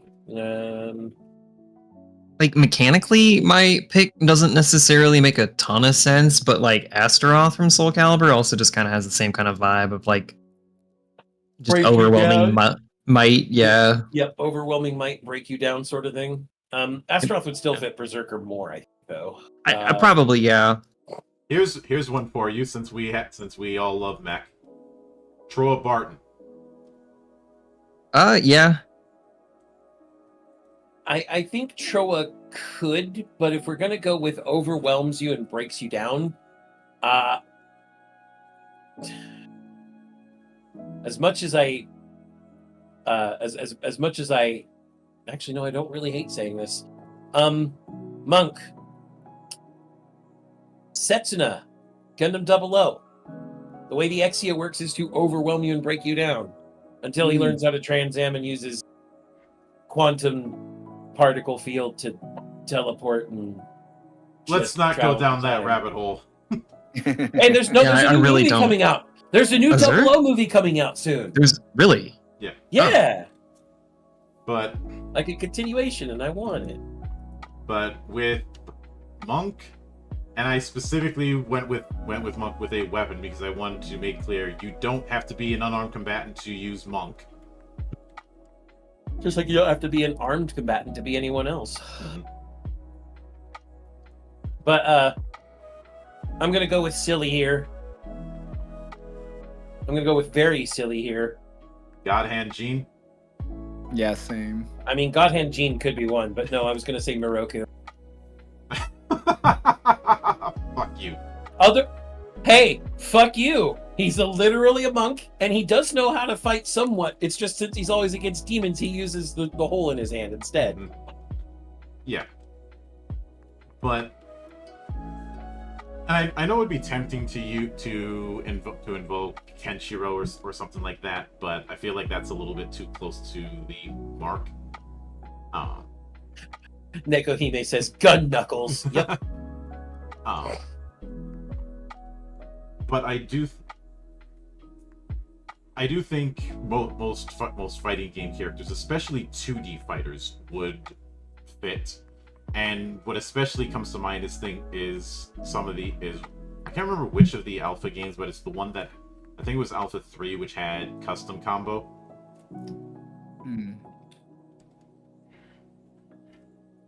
Because blitzes are essentially combo attacks. It is heavily drawn upon the combo system that was in 13th Age, but shifting between the 3 stance setups that it had there, I felt was a little bit too slow for what we're doing, which is why I did the whole you roll 3 times and see how many times you hit. Yep. Malf says Shaolin Showdown. Though he forgot the A. Any of the characters from Shaolin Soccer, they have a weapon. It's a soccer ball. No, they're all a bunch of wakas, the most useless person in X. I'm sorry, nobody can convince me that Waka's a good party member. Fuck you. Story-wise, he's great, but as a party member, mechanically in 10, fuck you. Yeah, he was. I will take my team of Lulu, Orin, Kimari any fucking day of the week, or fair Lulu, Riku, Orin. Mm-hmm. But I don't care if he can inflict blind. I don't fucking need it. Yeah, but with samurai, it would be very tempting to pick any samurai character in any game or piece of fiction. Yeah. So, what would be a good representative of the kit that we have that is not that? That's what I was trying to think. Is not dressing as a samurai.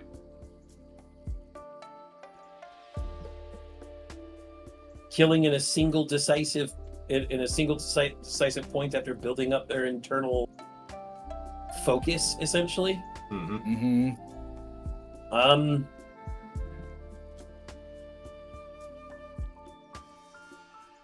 Gosh, that's a good question, because most of those are just dressed up as samurai.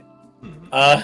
Yeah, I was thinking that. I was about to be like, does fucking Kamina count? Like, I've got one, though this might be a bit of a stretch. Go for it. Nameless from Hero. I can see it. I've got a counter though. I've actually got a good counter too. And I think everybody will agree with me when I say it too. That's going to be fucking Kazuma Kiryu after he gets the tiger drop. Yeah. And speaking of, you could probably do Kiryu at Kazuma Kiryu for Monk as well, because his fighting style with the whole thing with heat is closer to that. Suplex a train. Let me see. Another character who gathers their resolve all before killing in one single strike.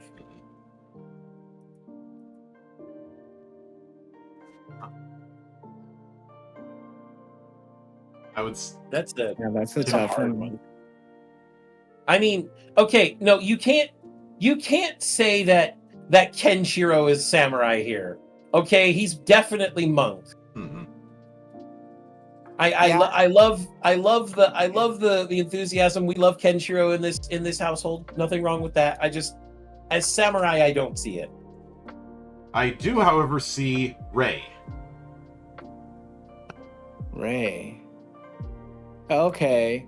Oh, or maybe the bride from Kill Bill or Oren from Kill Bill. Mouth does have a point. Li Shuen from Fate Grand Order. He's literally a monk, but like he's an assassin. He's an assassin class servant that kills in a single strike after gathering his resolve. Yeah. So the Does Mega Man count when you hold down that button and then releases little buster? We already have charge attack as a basic action, so let me see here. I had someone in mind and I lost it. Fuck. Okay, never mind. While not dressed as a samurai, it's still fucking close because he's a goddamn weeb. Raiden, Revengeance. yeah. Oh fuck yeah. I mean, he's not dressed as a samurai, but it's borderline. That's a fine argument, but let's okay. see you back that up with a source. The source is I made it the fuck up. But then there is Sniper, which I will note a fun fact. Sniper was originally Archer, but we changed it to Sniper so we didn't deal with weapon brain rot. And I just realized I forgot about Sentinel. Yeah, I was about to say you skipped Sentinel, dick. Yeah. Sentinel is all about defense. I feel like Reinhardt from Overwatch would fit Sentinel. Yeah, I can see that. Yeah.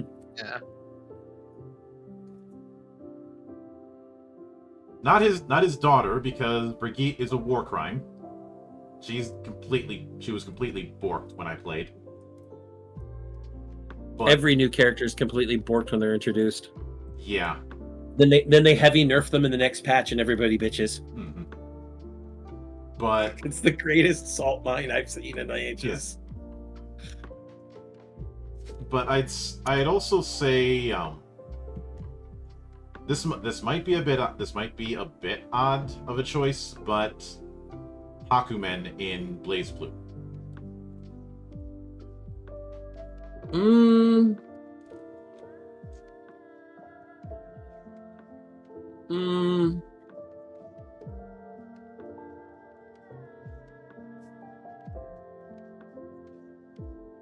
I think that's a stretch not even his sword can reach, Monk. Hakumen Hakumen does... Alphonse I can see as a Sentinel, but Alphonse we already have Guardian for. Oh, Yeah. Oh wait, never mind. That's just, I'm thinking Guardian from Bravely Second, which is a direct reference. Oh, never mind. Oh. It's a possessed suit of armor. Mm-hmm. yes. But yeah, I can see Alphonse, a character all about the protection. I mean, there's a lot of those. Yeah. There's a lot of those. We're not hurting for choice, which is kind of what's got us all a little tongue-tied. Mm-hmm. Any of the I'm the hero that's protecting the child, and we're both the protagonists. The Last of Us, what's that guy's name? Oh. Joel. Yeah. Joel. Since I was playing it in a recent collab, Ajax in the First Descendant. I could see that. Yeah, I could see it. Mm-hmm. I mean, if we want to get super technical, anytime you're on Royal Guard in Devil May Cry. Yeah, it's technically that's like really specific, but yeah. But go ahead. I would also say, and this might be a bit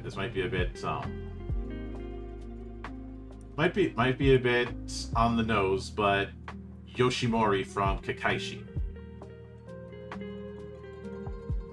I can see it. Takes a little twisting in my head, but I can see it. I would say Zagreus anytime he's using the shield in Hades. Yeah. Yeah, that's just straight up Sentinel right there. And Uh, Captain America in any of fighter. course, Of course. of course. Ah. Stars and Stripes. Mhm. I may as well throw that in, given the lengthy discussion had with Tokon fighting souls being a thing, and some people.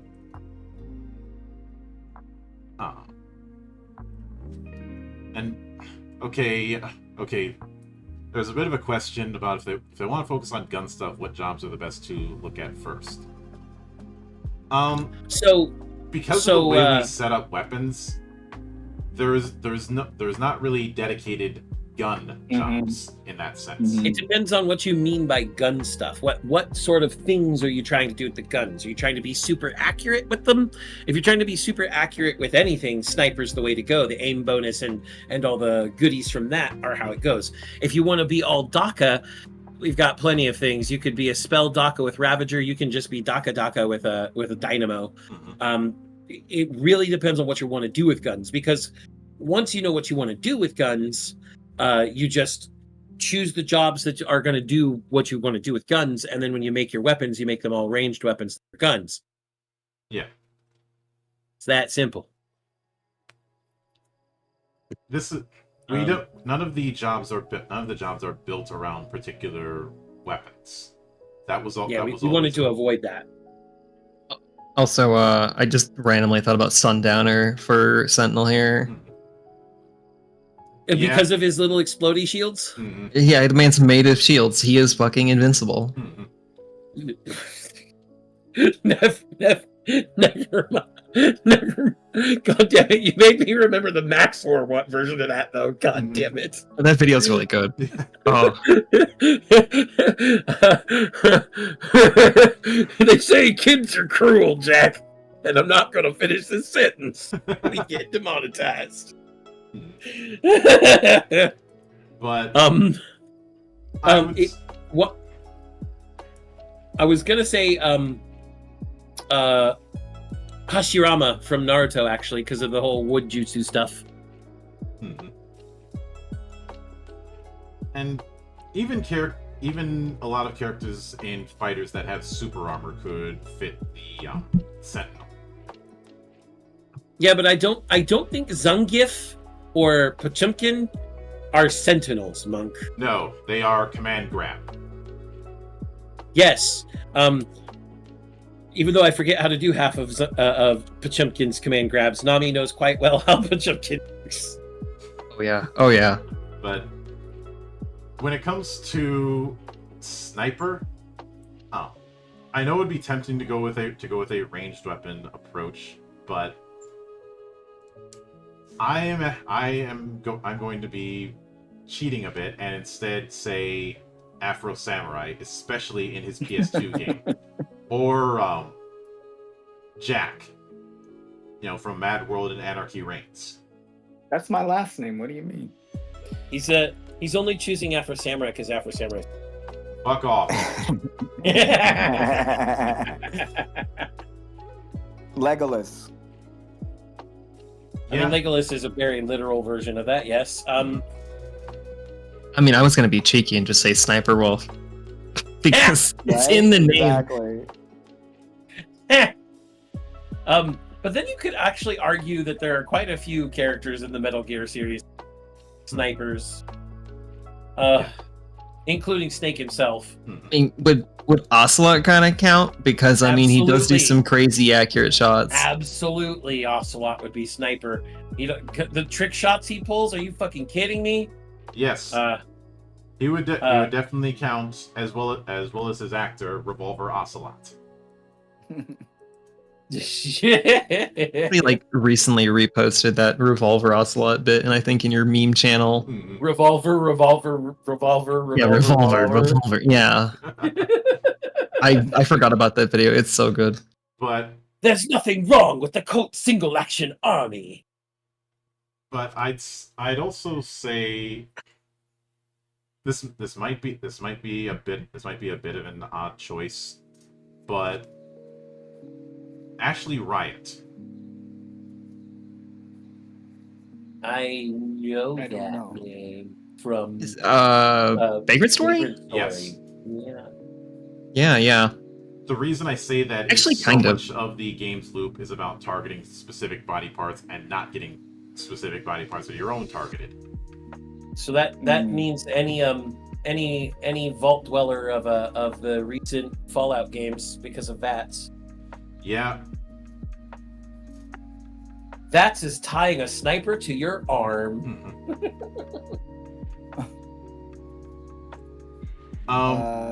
And Gunner is what is now Dynamo. That was a typo. Yep, it's in the errata log. Yeah, we'll be fixing that later. Yeah. But Weapon Master, I feel like with that one, because we already talked about it being the archetype for those who have some tricked out weapon. There's innumerable examples. Innumerable, yeah. Yeah. Almost every character in Ruby would fit, though I'd rather have them fit in our version of Ruby than in the canon version. Yes, I am shameless plug.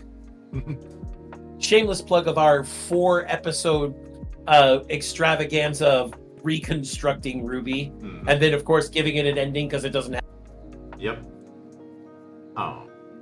I'd also say, and this is pandering to me, Beyond the Grave. Of course you would think Gungrave. You're not wrong though. I mean, in that case, for Weapon Master, let me see, where is it? Sorry, I'm scrolling through games.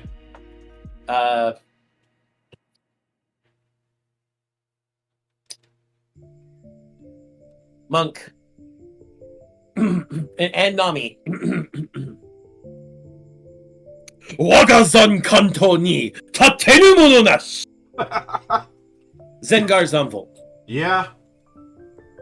I mean, hell, that was one I could have used for Samurai as well. Fuck! Why didn't I think of it Actually, earlier? in a similar vein, my vote was Virgil, and I was like, I could use that for Samurai. Fucking god damn it! Yeah. If Dante is the fighter, Virgil's the weapon master. That's true. Yeah. Does that make Nero the engineer? Nero's a gunbreaker. Actually, and an engineer. He got all them arms. Why can't he hold all them family members though? Because his dad keeps stealing his arms. But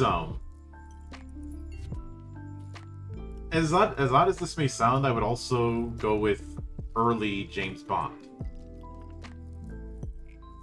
Because of that Walther? Yes. Yeah. I could see it. It could do James Bond could do 007 could do the sniper too from GoldenEye with the golden gun. It just tracks. But the man with the golden gun. Yeah. And I know it would be tempting to go with Doom Guy because of the legend of the super shotgun, but he uses too many other weapons for that to qualify. Yeah, too many other weapons. Yeah, he's too many. Any fantasy character from any fantasy type genre where the character has named their weapon, that weapon is a person to them and highly good at it. I'm going to name a book series that many people may not know about but should absolutely fucking read. Any wielder of the swords from the Swords from the Swords of Power series by Fred Hagen. I could definitely see Elric. Elric of Melniboné.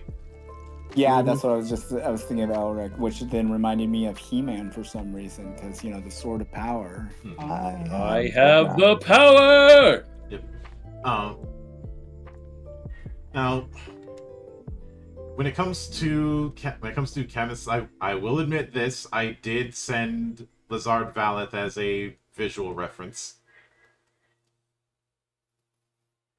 As well as this potion loader concept that I saw in, I think it was some of the early development with Ashes of Creation.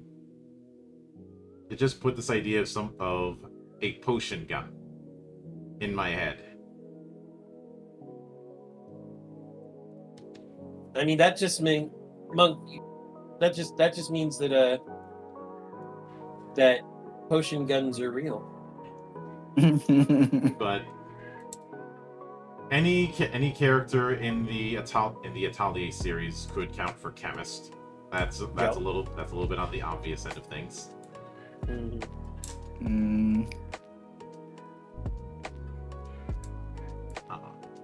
Oh, Geralt Witcher. Yeah. This is kind of a hard one because I'm like, how many games is it actually like a part of the character or the mechanics? And it's like very specific. It's not just games, just outside of Final Fantasy. Anything. Yeah, that's true too. But even then, movie wise, like show wise, I'll just throw Walter White in there. No.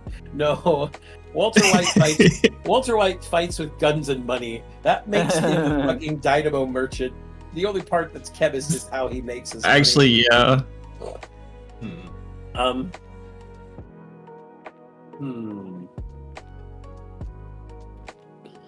But let's think. I already mentioned most of the characters in the Atelier series. Okay, I've got one for chemist. Technically, it's technically a merge between chemist and nightmare. And it's from a series I dropped because the writer could not get rid of the goddamn We've been over my hatred of My Hero Aka. But the hero Sun Eater, the guy who eats things to transform parts of his body into stuff that's useful. The eating things part is where the chemist comes in. The transform part is where the nightmare comes in. Yeah, and a lot of characters that have a heavy amount of gadgetry could count, because it is all about consumables, and not all consumables are potions in Legends. Oh, that's true. That's true. Nekohime says Shadowrunners when their GM lets them get away with the DMSO squirt guns.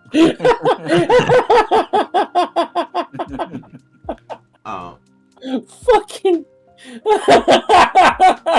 no. Side note, no. I just realized somebody who would qualify for the best or worst kind of ranged fighter.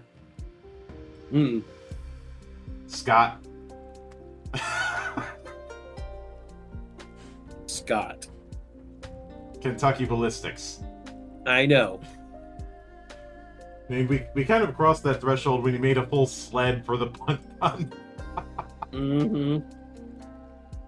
But when it comes to chemist, I know that some people think this is a narrow choice, but it's actually quite a wide choice. There are a lot of people who fight with reagents and other things in fiction. Yeah. So, like, that's...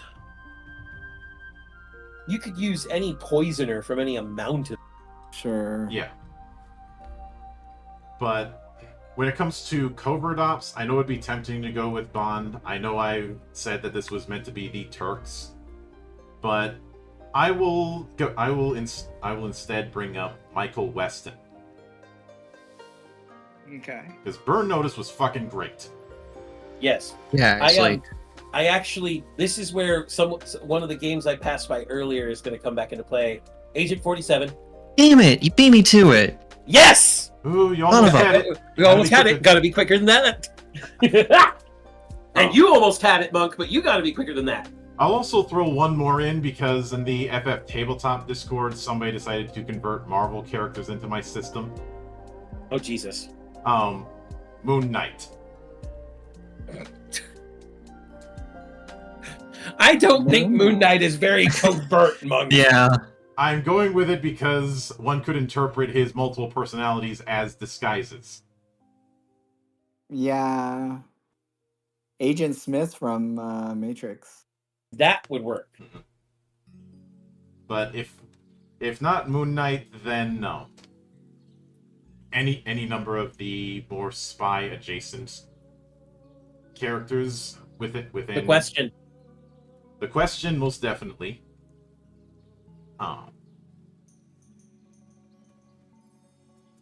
And just anybody who I would also maybe say Dick Tracy. With that cool yellow that just, can be spotted a mile away. But when it comes to Dynamo, obviously they were originally meant to be a gun fu character. I even said I wanted something that was like a John Woo protagonist. So This just because there's a female illustration, but this could more fit the bride from Kill Bill. Yes, absolutely. I would also say Max Payne or Dick Justice. But I'd also say maybe Jacket, from Hotline Miami. I can kind of see that, actually. But another Monk, one. I have one for you. What? Bayonetta. Yeah, actually, take you son of a... Honestly, almost any character action game protagonist pretty much works. Yeah. Like, No, I would even say, like, what's his name from Vanquish? I can't think of it. Sam? Yeah. San Francisco's gone. That was for the good of all Americans. It still would be if they actually did it.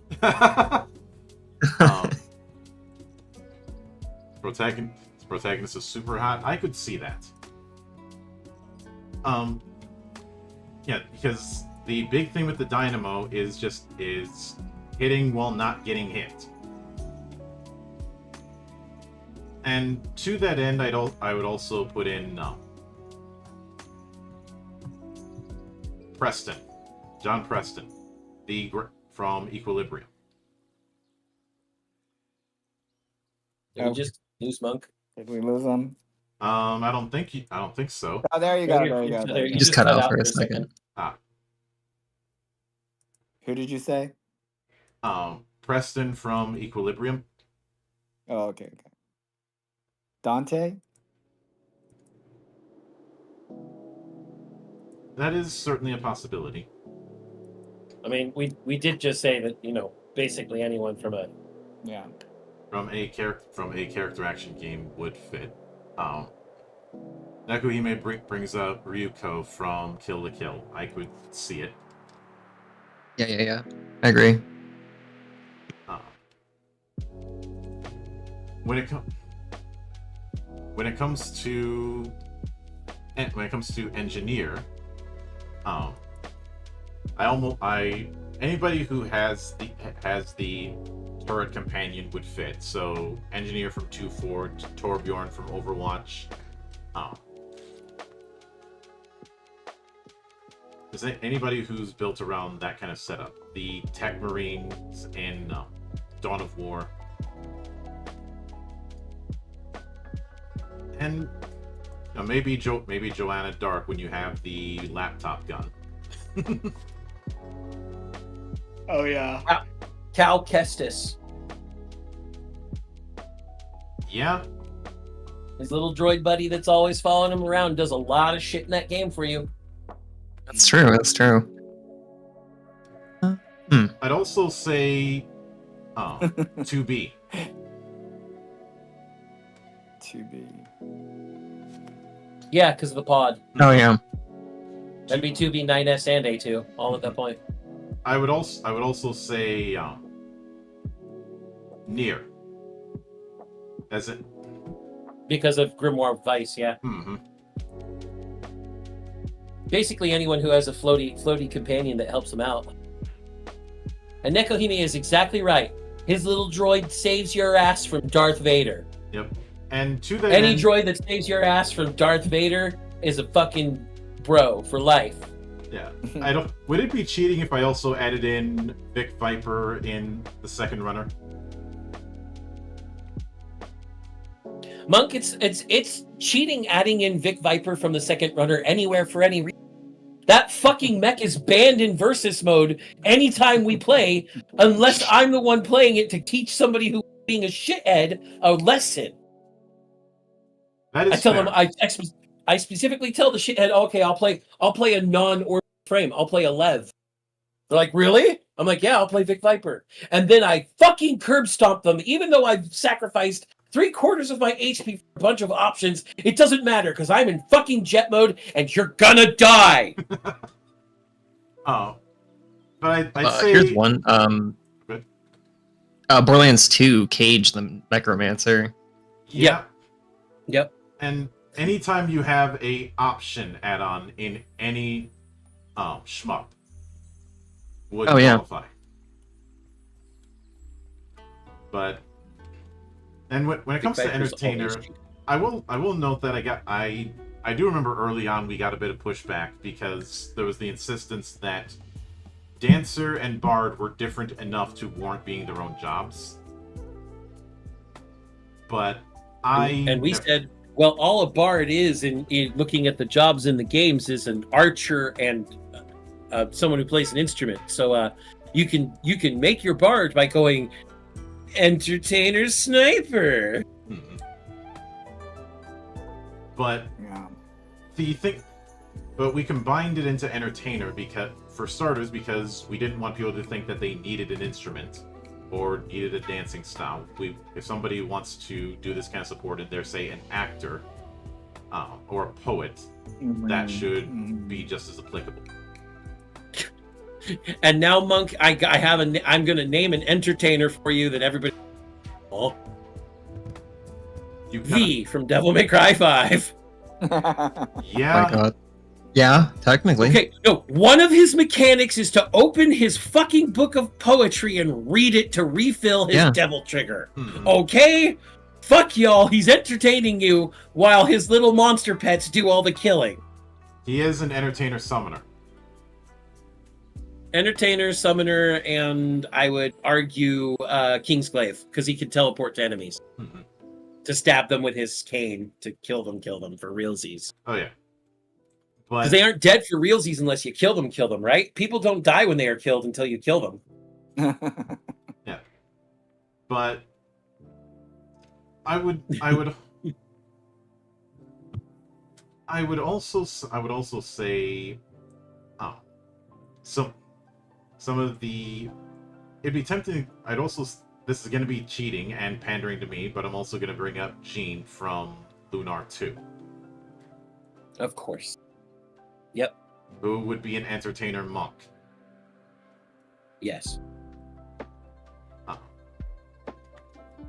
But with Gambler, and I am proud about how Gamblers turned out because some of our predecessors, when it comes to using reels, focus way too much on trying to imitate a slot machine with dice.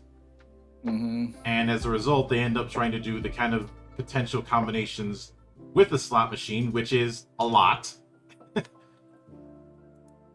So we end up with an entry that has way too many pages. Even if I wanted to imitate an actual slot machine using dice, I have a way that we could do it that would be super fucking simple, but it would also be super fucking boring. Yeah. I remember it being done in Returner's Third, and there were like 4 pages just dedicated to potential combinations. Yeah, at that point, that's like trying to explain a single lemon or single fruit payout on any slot machine. They just indicate a fruit and say you're going to get $5 for this, and anytime it's any fruit, you get $5 for it. But if it's 3 lemons, you get 15, and if it's three apples, you get 20. And the approach that I wanted was to have that same feel, but not as ridiculous. It's the same reason I also didn't try and replicate Mix from FF10 the way Returner's 3rd edition did it, which was as ridiculous as you think it is. Yeah, trying to make a mix table for every potential item mix is dumb. Hmm. Our mix is cool. Yeah. And I would say a very obvious one to go with as a representative for entertainer is Spider in Mega Man X Command Mission. You mean gambler? Yeah. Yeah. You Are said we entertainer. back on entertainer? Gambler. Yeah. Okay. You know, another character I really should have thought of for Samurai, but I'm now going to use for gambler. Nami's going to like this one. Johnny. Yeah, absolutely. Actually, I'd say Johnny. I'd also, to use another Lunar 2 character, I'd also say Ronfar. Of course. Um, Run far works. mhm. But Johnny's got, see, if I were going to make Johnny in this system,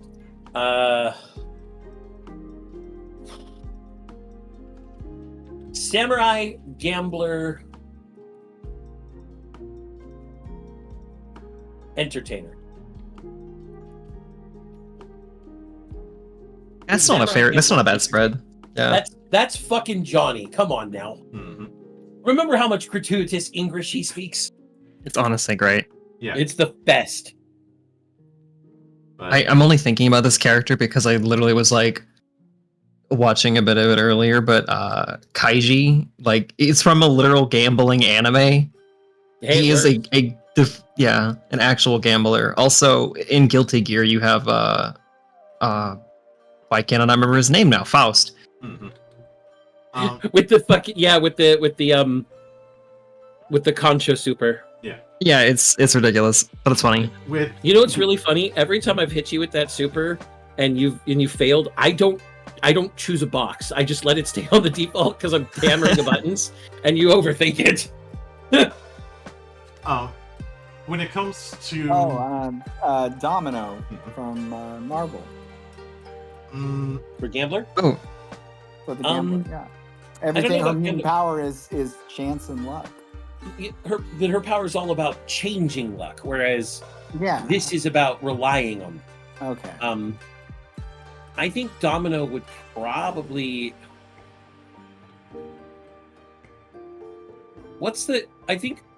I almost think Astrologian would be more Domino, considering how it just gives out tons of bonuses and helps the party. But even then, that's still a stretch. I'm not sure how you make Domino in our system. That's an interesting thought experiment. Dynamo. I mean, Oracle. you could do it, Dynamo. Oracle. Yeah, Oracle, the one Oracle, based there on you go. predicting. There you go. Yeah. I'm going to predict if you do evens or odds. If it's evens, I get to do something. If it's odds, you don't get to do something. But with General, and I will admit that one of the design references I sent was Alex Lowe from Last Exile, as well as the legend himself, Captain Harlock. Yeah. But I mean, if I'm going to go general, I'm immediately going to go. Of course, I'm going to say Mitsuba Grey Valley, the leader of the Dreiskreuz unit in Super Robot Wars 30. Of course you would. I'd also, Of course, I would. I would also say Lelouch Lamperouge.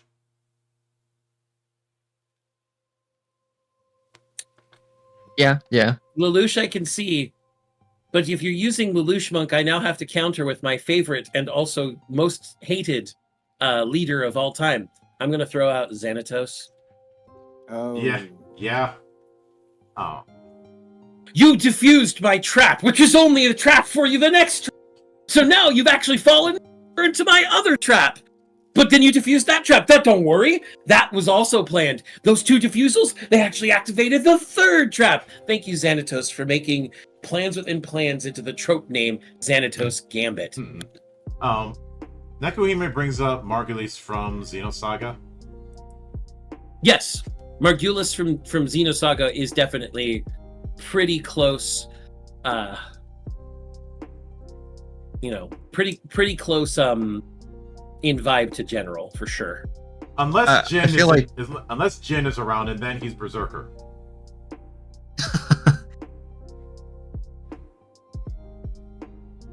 I feel like Mustang could arguably kind of fit, even though he only has like a handful of subordinates.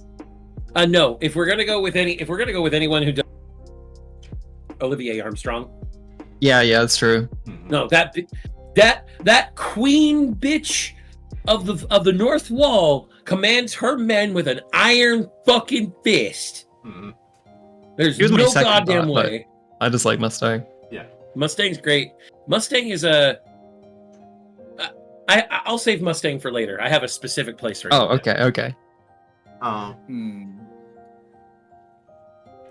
But a lot of the general is meant to scratch the same itch that the warlord scratched in D&D 4th, and Yep. 5th tried to do with the battle master, and it didn't work. Yep. That lead from the front kind of strategist.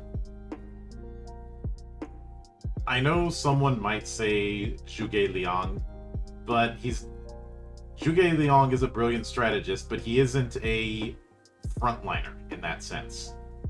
That's not true, Monk.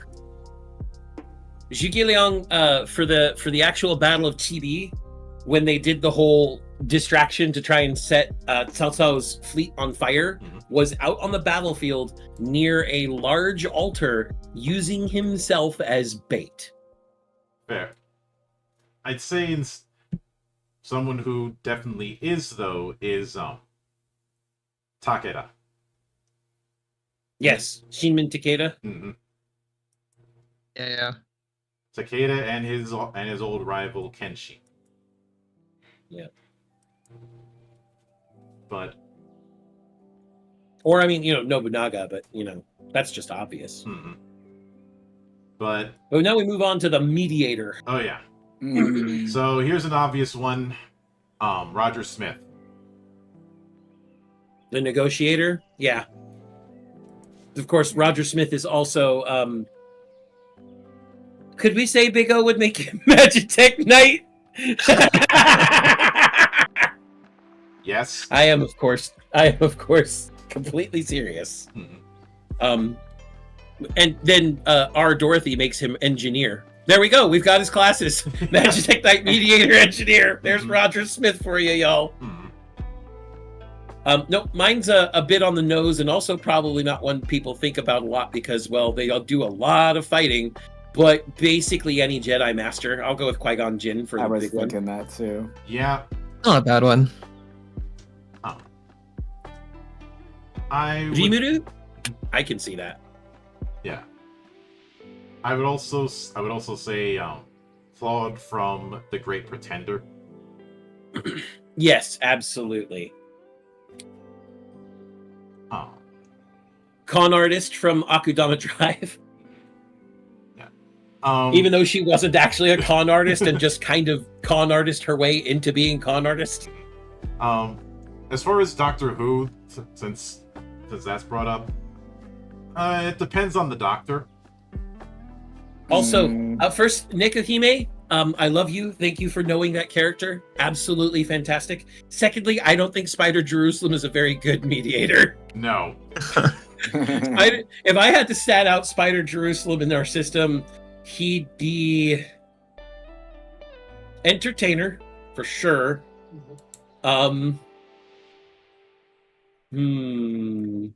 Berserker. No, he doesn't. He's too ineffective to be a berserker mode.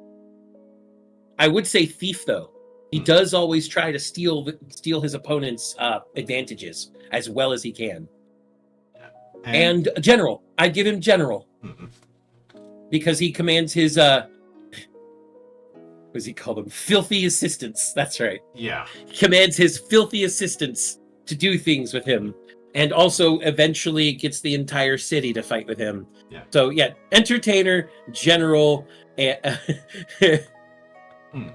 yeah, it all fits.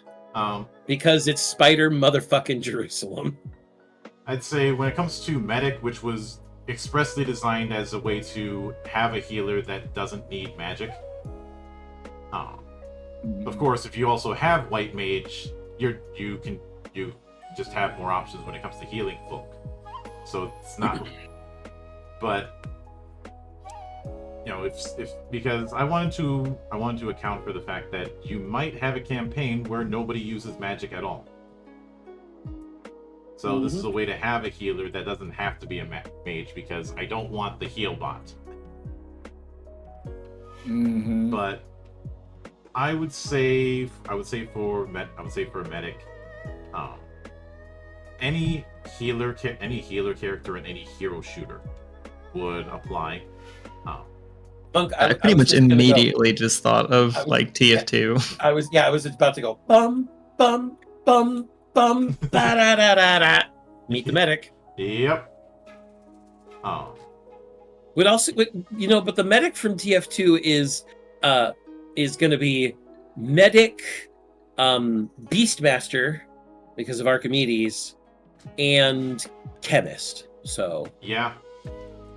Yeah. But beyond that, I would also say I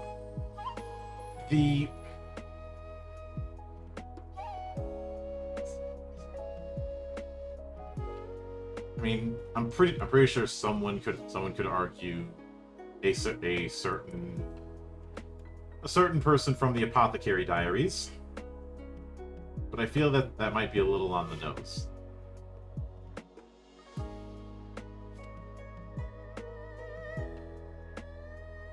Oh. I didn't cut out again, did I? no. Nope. Right. No. Just making sure. But as tempting as it would be to say the medicine seller, no. No, the medicine seller's yokai, Monk. Mm-hmm. But we'll get to that later. Yeah. Other combat medics or medics in general. Let's see.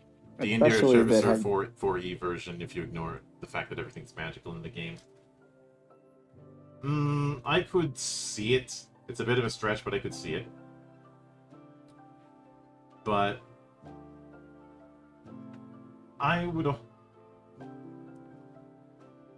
But basically, anybody who's definitively a healer in any video game or RPG is going to count for that.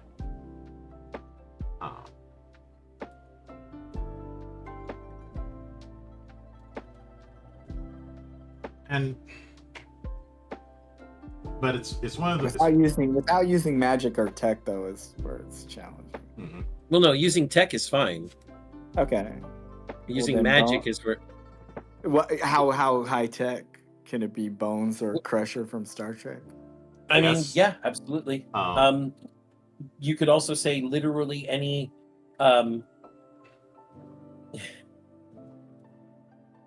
Any apothecary in the Space Marines. Mm. Yeah. Mercy. I mean, you mentioned hero shooters earlier, but yeah, it's like. Yep. Yeah, Mercy is a pretty obvious one. I'd also say, since you brought up Overwatch, Anna. Oh yeah. God damn, Anna's one we should have used for chemist as well. Yeah. Chemist, medic, and sniper. There you go. There's Anna. And while this might be a bit of a stretch, I'd also say Zenyatta from Overwatch. Yeah, it's still technological healing. It's still tech healing, and there is still a higher floor with him because you have to manage who you're boosting and who you're not. Yep. But when it comes to Noble, since Noble is meant to be the leader of groups, there's plenty. It doesn't, and this was something I made clear. Noble doesn't have to be a literal nobleman. It does not have to be a king or knight or princess or baron or the like. It doesn't have to be a member of the aristocracy or nobility. Mm-hmm. It can just as well be a gang leader. It's anyone who is has the presence of persona enough to lead a large group of people on a social level. Because there's a difference between a general and a noble. Although many generals were nobles and many nobles were generals, that doesn't necessarily mean they were good at both. Essentially, one is a military leader, the other is a more all-round social leader. Yeah, in many different ways. So, I am pandering to myself for this, but I would say one might be Cetra the Imperishable. You would. Not gonna read out all his titles, Monk. We do not have time for that. Yeah, I know. Then I'm going. If you're going to appeal to yourself, I'm going to pander to myself, and I'm going to say Richard Rawl series. Yeah. Oh. And Ralph says that one guy from Brotherhood. Do you have any idea how little that narrows it down? One guy from Full Metal Alchemist Brotherhood. Do you have the slightest idea how little that narrows it down? Yeah. There you go. But although now, Monk, now that I've made a slight voice of somebody that I can make a better voice of depending on certain voice inflections I'm going for, I'm going to say the Joker. I was actually going to go with Ra's al Ghul. If we're Ra's al Ghul also works. Yes. But the Joker, that man is definitely nobility. They call him the Clown Prince of Crime for a reason. And he has led groups at points. Yeah. So Mouth, are you talking about Führer Bradley? Because he's both a general and a noble.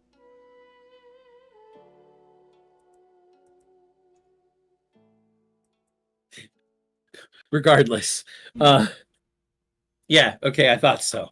I was just going to go with I got it after thinking about it for a second, Monk. Oh, yeah. I was just going to go with Minerva Zabi from Unicorn. Well, actually, she's in more than one. Minerva Zabi is in Unicorn and in Narrative, which is just... Yeah, an original Gundam, too, I think, too. Well, no, Narrative is just a continuation of Unicorn. Yeah. It's a book that was... Okay, so, small aside about Gundam Unicorn and Gundam Narrative. Gundam Unicorn was a series of, I believe, 7 light novels at the time that were really good. The Commodore's here. Hey, Commodore. Hello, Commodore. They were all written around the, sequentially very close to each other, and they, in my opinion, closed the story very well. Then Phoenix Hunting was written like 7 years later. And we get the Narrative series, which is based off the novel, which is just Unicorn. And it's shit, and Unicorn itself is shit, but the characters are cool. And the mecha are. Yeah. And the song Narrative, made by Hiroyuki Sawano, or Vigilante, I think is actually what it's called, and Narrative, both are very good. And they're both in Super Robot Wars 30. Yeah. A side has ended. And I'd say another one that could fit with Noble. Obviously, all of the faction leaders within, say, Dynasty Warriors could, and just Romance of the Three Kingdoms could apply. But I especially think of Yubei? Yeah. Yubei and Cao Cao. Cao Cao is very, very definitely general. I would not actually put him at noble, mainly because of the fact that the only people that do follow him to a T are his warriors. The people are kind of just like, oh, things are getting better, yay. But they don't really show a lot of loyalty to him. And of course, him, fucking saying, I'll protect you, Emperor. I'm blackmailing you into being my hostage, but don't worry, I'll make sure things go good, he's not very noble of him. In that case, I would say Masamune Dante. And yes, I did say it that way for a specific reason, because I'm using a particular version of Masamune Dante? Yeah. Specifically the version of him in Sengoku Basara. Yeah, that makes sense. Also, to branch off from Nami's mention of Minerva Zabi, any member of the Zabi family that isn't Giren at that point, or either of the Daikun kids that are still alive, both Artesia and Casval are known for sure. Yeah. Or for those of you who don't know that those are their real names, Char Aznable and Salem Mass. Remember, statutes passed when it comes to... That statute was dead before I was born. Mm-hmm. But with Squire, you can probably see it, but one of the visual references I sent was the design for the novice in Ragnarok Online. Mm. Oh yeah. Okay. I'm just thinking like any superhero sidekick character, Robin. I want to play a Palico Squire. Oh, there's that. And actually, you know, what's really fun here is that oh, what was I saying? Brain, god damn it. Brain and brain, what is brain? Okay, I'll just go look at chat instead. Oh, our professor friend here brings up reincarnation as the Seventh Prince. Very good show. The Seventh Prince would definitely be noble, black mage, scholar. But going over into back into Squire, anybody who is the sidekick that helps boost somebody further. That fills in the blanks for the superhero. Mm-hmm. Or the leader, or the general, or the Whoever. supervillain, for that matter. Yep. Oh. In that regard, I would That means Harley Quinn. Nope. I've got the perfect Squire for you. Everybody, donkey. Oh. Oh. Oh. It's all over now. I would also say any number of the I was gonna say the entirety of the Baker Street Irregulars, but that's a little obvious. What I could go with is Golden Boy. And I'm going to again reference a series I hate, and I'm going to say all of the support class from UA. Yeah. And I know there's been some talk about the Commodore brings up Samwise, and yeah, I can see it. Oh yeah, for sure. I'd also say any Ogren character in any 40K game. Because they are good boys. The Ogren are the goodest boys. It's too bad so many of them died. But I am with the Thief, and I am proud of the fact that we went with a Arsene Lupin or look than the typical Thief. The gentleman cat burglar is what we essentially.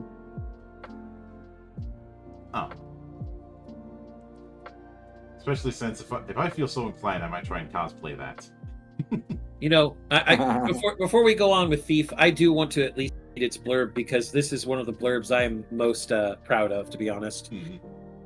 Master of opportunism and skullduggery, a thief settles into the crevices and shadows in order to stalk, steal, and stab anyone they think is in the way of their...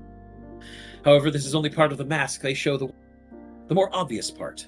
A thief will also be a fiercely cunning individual, always trying to manipulate the situation in their favor. Whether that's through cheating, lying, killing, or stealing, a thief will stop at nothing to satisfy their desire for treasure, fame, glory, and adventure. Mm-hmm. Catwoman. Catwoman's one. There's plenty of... We're not hurting for choice when it comes to Thief characters. Yeah. Garrett, as it from the Thief games, not counting the Boatano. Mm-hmm. Hey Monk, you gotta go through the Thieves Guild again. Fuck you. Danny Ocean. Yep. I mean, I think everyone from the Oceans series would count as Thief Monk. Yeah, as well as the entire cast of Leverage. I don't want to say it, but I have to, just because if John was here, he would say it. The entire Lupin Ranger cast. Yeah. Of course, they've also got Magitech Knight on their side. But this is a shit.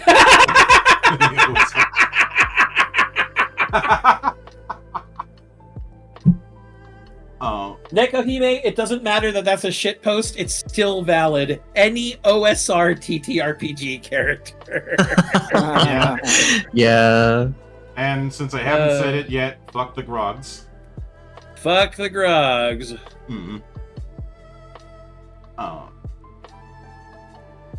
And I would also say Dark Mousy, but that's a little obvious. Now this is a shit post. Dark Schneider, because he steals the hearts of everyone. Yeah. But Does that mean that he gets to be part of the Persona 5 crew, the Phantom Thieves of Hearts? that would be terrifying. But Yaldabaoth would run away. But when it comes to the mage jobs with Arcanist, this might be a little bit cheating on my part, or maybe too on the nose. But Shadow Man, from the comic of the same name. Yep.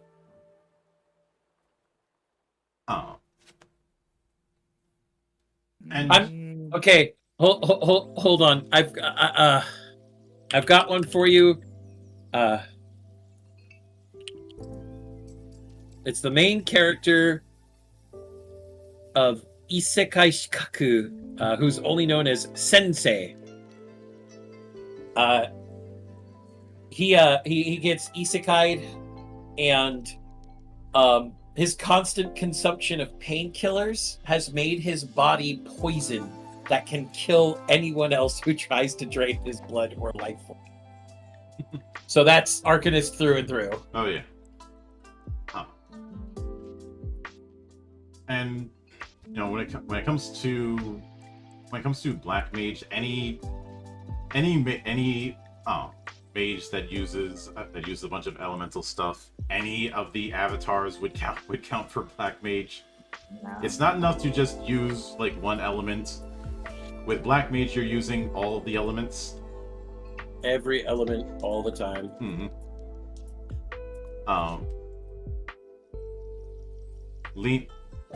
Lena Inverse. I could definitely see, especially since her spellcasting is more about a nuke rather than DACA.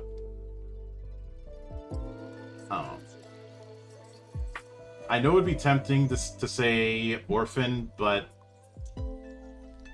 Orphan doesn't really do a whole lot of elemental spells.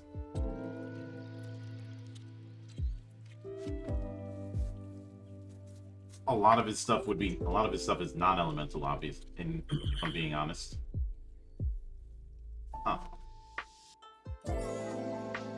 But I would also say I remember there was one character in Rave Master who his whole thing was messing around with the totality of elements.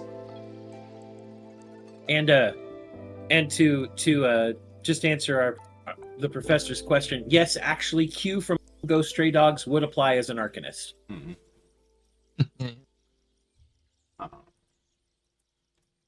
When it comes to Cosmic Mage, I'd say any time manipulator in JoJo counts. Yeah. Yeah, but so Monk, first of all, everyone in JoJo is already at Monk. They're comboing like no one's business. Even Kakyoin was Monk. I'm sorry. Oh yeah.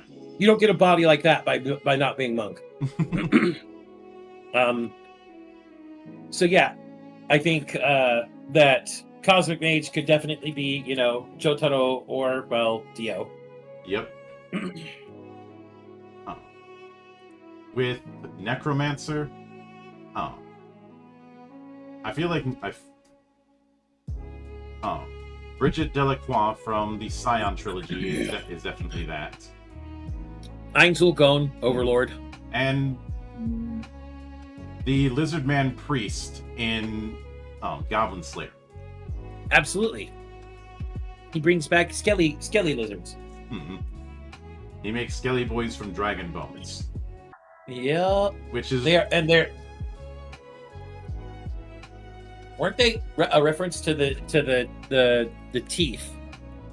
Yeah, dragon's teeth, making the Myrmidian. Yeah, the the dragon's teeth. Mm-hmm. Yeah. And it's for that reason that that even though even though the creator of Goblin Slayer has said that it's from his D&D campaigns, I have to wonder if it was Sword World 1.0 he was playing and not D&D. Ash's evil twin from Army of Darkness, and I guess technically Ash by accident. Yeah. That works. With Ravager, that is definitely Orphan. Mustang. Oh, this yeah, is where that's I a was good saving point. Mustang for. Mm-hmm. A very good point. I mean, everybody remembers Mustang versus Envy, right? Everybody remembers him snapping his fingers so many times the little green thing can't fucking get away. Mm-hmm. But there's also the fact that Ravager is built around spell daka. It is built around being able to rapid fire spells, and being able to repeatedly throw around fireballs with just a snap of the fingers definitely counts. I feel like Fern from Free Reign counts very well. I mean, that's all she does for a lot of the shows. Just Fern. Yep, Fern would be Ravager because all she does is rapid fire Zoltrak everywhere. Mm-hmm. But in that respect, that would probably be most human mages at that point. They tended to rapid fire very, very, very basic spells in Free Reign. Mm-hmm. He just seems to be exceptionally good at it. Yeah. Oh, she is, because she's been taught by Free Reign. Mm-hmm. Which at that point, Free Reign is not Ravager. Free Reign is Red Mage for sure, mm-hmm. as well as Sage, and I'm not talking about Soma. Not talking about Sage. Yeah.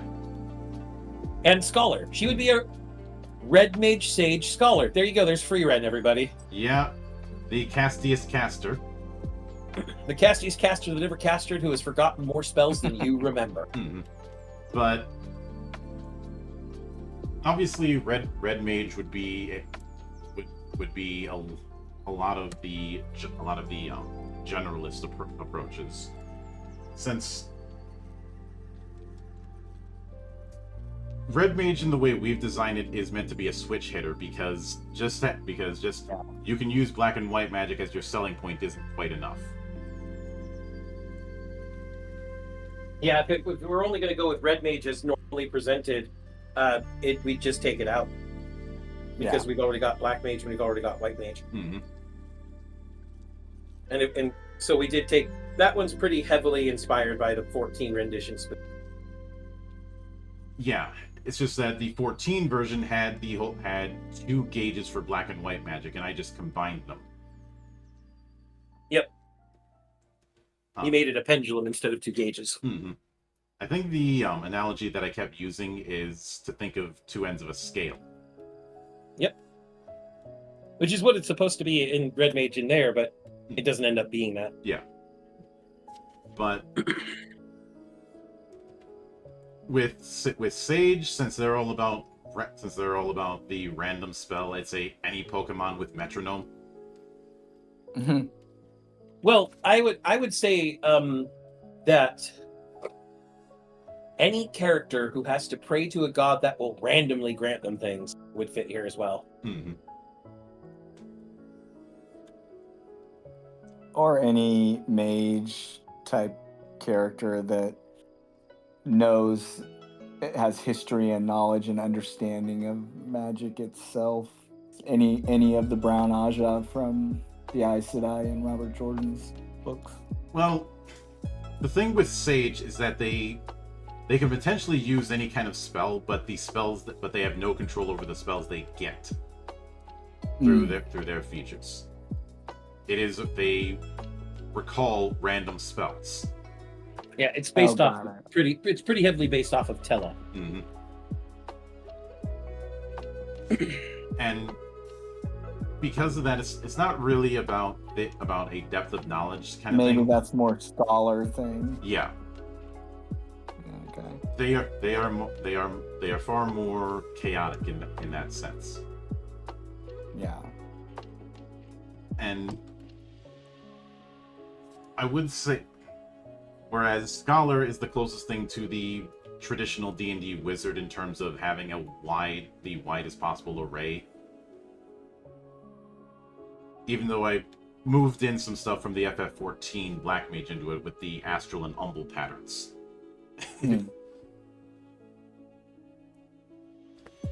But we have called Scholar the castiest caster that ever did cast. This is where you would put the Brown Aja, actually. Yeah, that's what because they're the castiest casters that ever casted because they studied so hard they put studies in their studies so they could cast it. Yeah. Yes. And Malf is asking if there was a yellow or green mage. There were green mages in 12. There has never been a yellow mage. And obviously green magic was never something we were going to do because all that is just buffs and debuffs.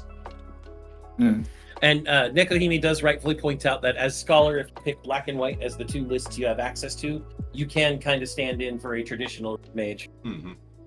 But even then, you get all the Scholar stuff on top of it. Still be more than just a... Yeah. When it comes to Summoner, as far as a non-FF analogy for that, we're not hurting for choice once again. I mean, any Pokemon trainer. Yeah, any Pokemon trainer, any protagonist. Although that would be more Beastmaster, wouldn't it? Probably. I would say any protagonist in a Mega 10 game that isn't Persona, or that isn't Persona post 3. Nope, I got one for you, Monk. We're going back to Araki here, but every stand user. Yeah. Every stand user. Yugi Muto would be a summoner. He'd be a yokai because he channels the pharaoh through himself.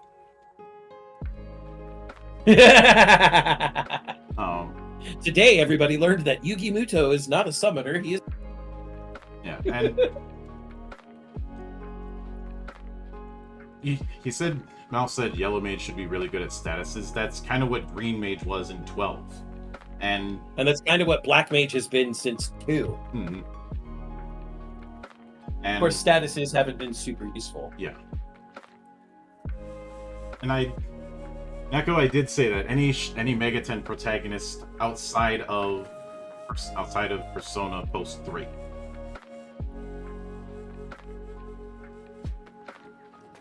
Because that includes the OG series, that includes Soul Hackers. All of those would fall under that. Prof has a good point here. Heroes of the Pandora Hearts games, excluding Oz Bizarrius because he's yokai. Yeah. And with White Mage, obviously any healer mage would certainly count under that. But I'd also say White Mage is where you'd put your cleric type characters. Yeah. I mean, this is where I would put Priestess from Goblin Slayer. Oh yeah. This is also where I would probably put what's her? I don't remember her name. Doesn't matter. From what? We're all good. again, your brain just said, nope, you don't get those details right now. Access denied. Shut up, Hal. Get out of my brain. But I would also say, to some extent, be medic in 2 Fort, because some of the builds with medic are built around overheal. Yeah, but it's not really magic. Mm-hmm. But with yokai, here's an easy one. Any of the avatar tuners from Digital Devil Saga. I've got one that I'm gonna hit. That I'm gonna hit people with a deep one from underground here. Every protagonist of Digimon Frontier. Yeah, I can go with that, as well as They're literally channeling the souls of Digimon into themselves to turn themselves into Digimon. Yeah. Also, with yokai, the entire cast of Bloody Roar. Would that be Bloody Roar? Would Bloody Roar be yokai, or would they be more nightmare? Actually, Nightmare would probably be a better fit. Yeah, that was actually my thought, because I was going to answer that, and I was like, no, I think it's more Nightmare. Because the entire reason I said Digimon Frontier is they get Digimon souls, and they transfer, and they put the souls inside themselves to become humanoid Digimon. That's very much yokai. Yeah. Chainsaw Man? Chainsaw Man would absolutely be a yokai. Yeah. Absolutely, because Pochita is channeled through him. The Chainsaw Devil is channeled through him. Yeah, absolutely. Yep. Denji is a yokai. You have to think about the mechanics of what's happening to determine whether it's nightmare or yokai. Oh yeah. Now, fuck you, Matt, for making it more complicated. Yokai was already complicated enough. With Beastmaster, I would say we already mentioned Pokemon Trainer. Is that where I get my Dino Riders? No. No, those will be down in independent jobs. Oh, okay. I would any Well, I mean, Beastmaster himself, like. Yeah. I was gonna say the Beastmaster from the movie, Beastmaster. the Beastmaster. Yeah. Yeah. Mouth brings up Tarzan. That would definitely be applicable. But who's the Beastmaster in that case? Him or the girl? Good question. With Blue Mage, I would actually go with the main protagonist from Needless. And like I said, Blue Mage also applies to Sun Eater earlier. Yeah, Sun Eater and Mega Man. Yes, Mega Man is absolutely a Blue Mage. Yeah, very good. Yeah, that's true. Super fighting bot. With Rogue, because she can adopt. Yep. abilities. Rogue from the X-Men. Yep. With Dark Knight, that one might be a bit tricky. I know some people would try and go literal and say Batman, but no.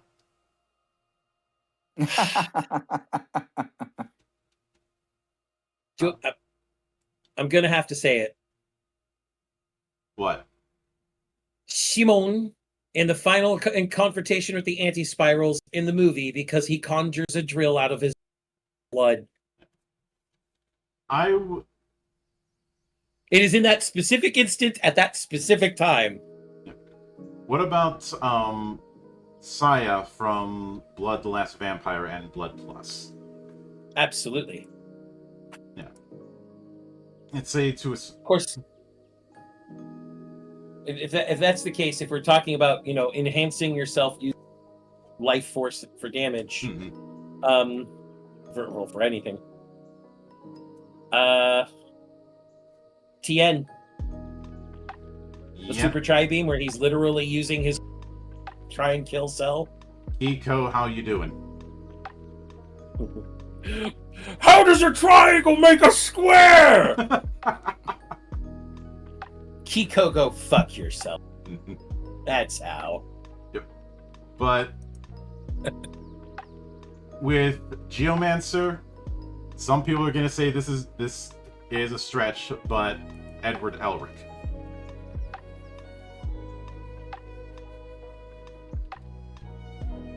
Kinda see it. Kinda.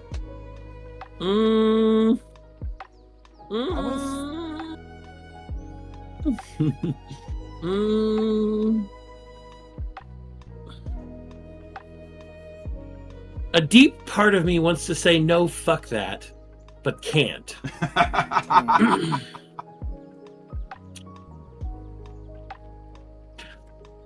The council will allow it, Monk. Edward Elric is a geomancer, but we do not grant him the rank of Grand Geomancer.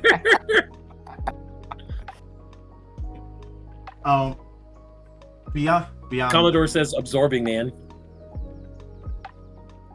Yeah, to a point, I could certainly see it. I haven't seen Dungeon Meshi, so I can't comment on that. Mouth. But I think since Professor brought up Aang, I think Aang fits more Black Mage than Geomancer, though would probably do both.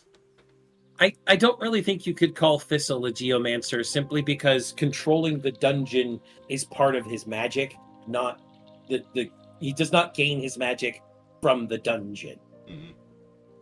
Mm-hmm. Technically. Yeah.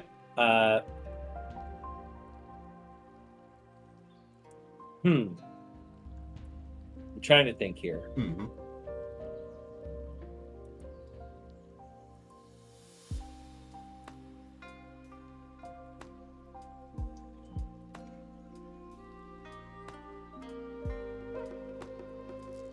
You know, when it comes to Geomancer,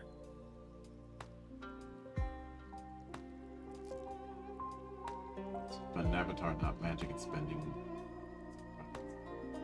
When you're dealing, Avatar is a wuxia, and when you're dealing with wuxia, the magic, not magic line is significantly more blurry. Witch caster, Malf. You have any idea how little that narrows it down? Mm-hmm. Oh.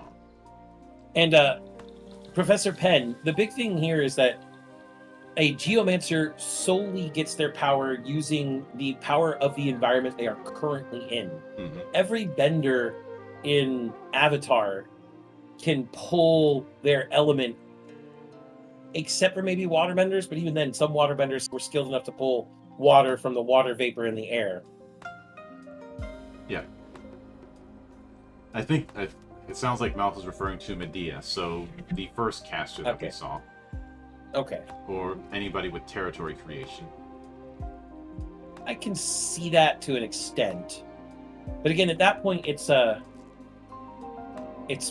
chicken and egg question.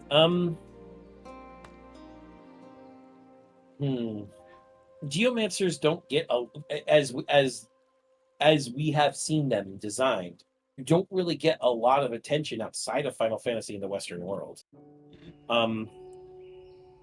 I could name 7 or 8 different geomancers from a bunch of Wuxian Shensha novels I've read recently, but none of you would know who they are, and I would probably butcher all the names. I don't speak Chinese, and I'm not sorry. Mm-hmm. So, moving into Illusionist, it's a bit obvious, but Zatanna. Yeah, I was thinking Zatanna. Mysterio. Oh, Malf did get someone from Fate Go, Zhang Jue. That works. Yeah. Illusionist Aizen Sosuke. You are 100% correct, sir. Yeah. Kyokya Suigetsu's perfect fucking hypnosis that didn't work on the one guy who couldn't see. Mm-hmm. But with Magic Knight, I'd say that's a case of, do you have any idea how little that narrows it down?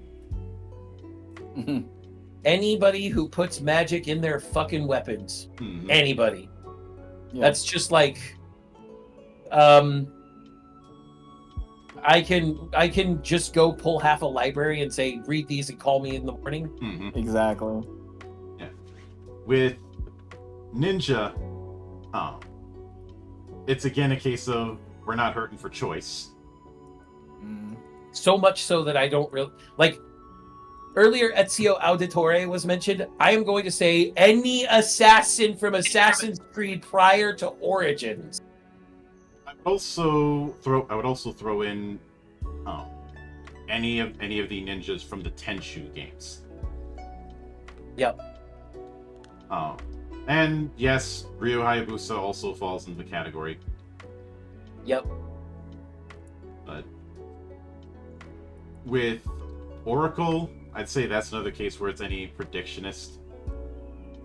We already said Domino earlier. Mm-hmm.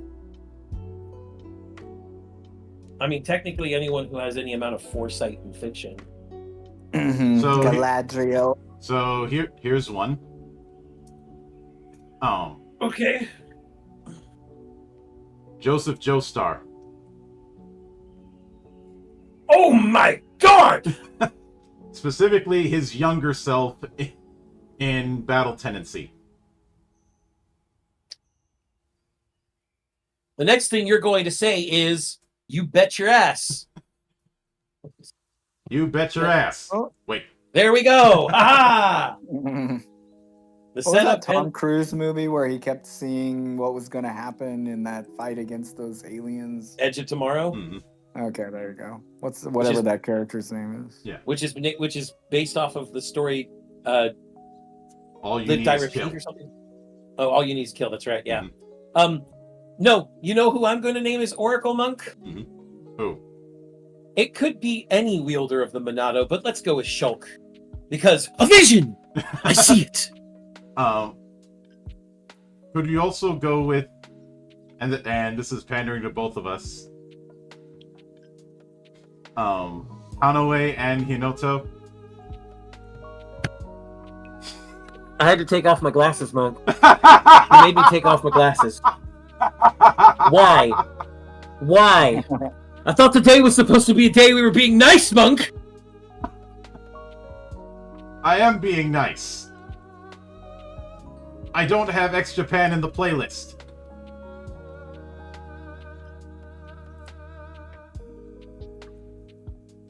We're good. I'm fine. We're good. People didn't die horribly and inflict me with PTSD in one of my most favorite manga. No, never. We're fine. But as far as Paladin goes, I was very tempted to put in the Boondock Saints, but no, that's not gonna fit. Storm Bright Shield would fit, but he's a little too on the nose. He fits. Mm-hmm. So Monk, you know who I'm gonna name as a paladin? Who? To get back at you? Windmaster Seiichiro Aoki from X. Fuck you. Fuck you. Yeah, he is. And I still find it amusing that certain folk were insistent that we need to give paladins white magic. Just get White Mage. Mm-hmm. Paladin, White Mage. There you go. Now you have paladins from every And fucking Final Fantasy. They got Cleansing Glide and Divine Rampart later on, so you know. The thing is that obviously in some of the video games, paladins have a limited access to white magic. Right. But the reason I didn't do that is because when you're dealing with everyone being a multi-class essentially, each of the individual ones has to be more focused, and I am not the biggest fan of half-casters in a lot of fantasy games. Because the whole martial who can also cast ends up having a worst of both worlds situation without anything to balance that out. You also saw this problem in World of Warcraft where the single role characters weren't given anything to catch up with the multi-role characters over time. I especially noticed this when Wrath of the Lich King came out, and the fact that the Death Knight ended up making playing a warrior almost obsolete.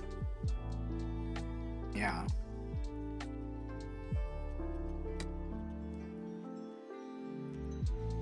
I would say,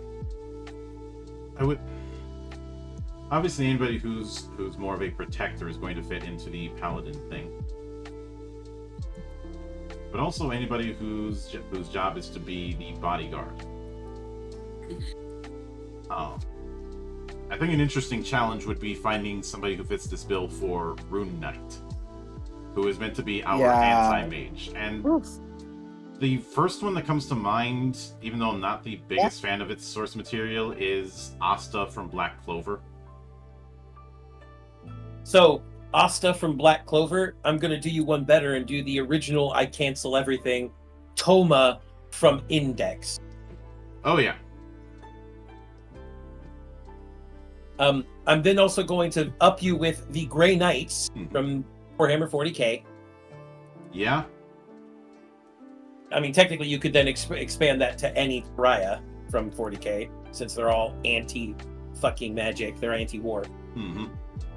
But So the Rune Knight doesn't need a weapon in order to absorb the magic.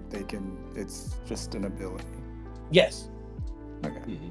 Yes. And then if I want to get more towards the literal end of things, Monk, about absorbing it and redirecting it, I am going to once ago go for the absurd, and I'm going to say Poe Kung Fu Panda 2 when he learns to use the yin yang redirects to throw cannonballs back. Yes. Mm-hmm. And then if I want to go a little less absurd, I'm going to go Uncle Iroh teaching lightning bending and how to redirect. Yeah. But when it comes to Sword Saint, there are plenty of characters across fiction over many parts of East Asia that could qualify. I could bring up Nameless from Storm Riders, though that's a little bit pandering. Is anybody who's really, really good with one particular weapon? And we kind of have that with Weapon Master, but I'd say Sword Saint is the idea of Weapon Master taken one step further. Sword Saint is a little different than the idea of Weapon Master. A Weapon Master draws the most out of their weapon. A Sword Saint draws the most out of controlling their own flow in battle. Mm-hmm. This isn't like the dynamo who controls the battlefield's momentum. This is someone who's flowing through the battlefield with their own self. They achieve harmony in the battlefield. So with that in mind, maybe Ray would be more with that than the other that we said Ray was. I mean, because she can just flow with her saber through whatever she's going through from day one, when apparently she could just touch a lightsaber and know exactly how to use it. Why are we bringing up a Mary Sue? Because she is. Well, then why bring her up? We're not talking about Mary Sue's. There's no Mary Sue class in this game. Yeah. With Sword Saint, I think the best example that I'm going to go with is a historical one of Miyamoto Musashi. Yeah, I know Professor brought up Sasaki Kojiro. Kojiro does not exist.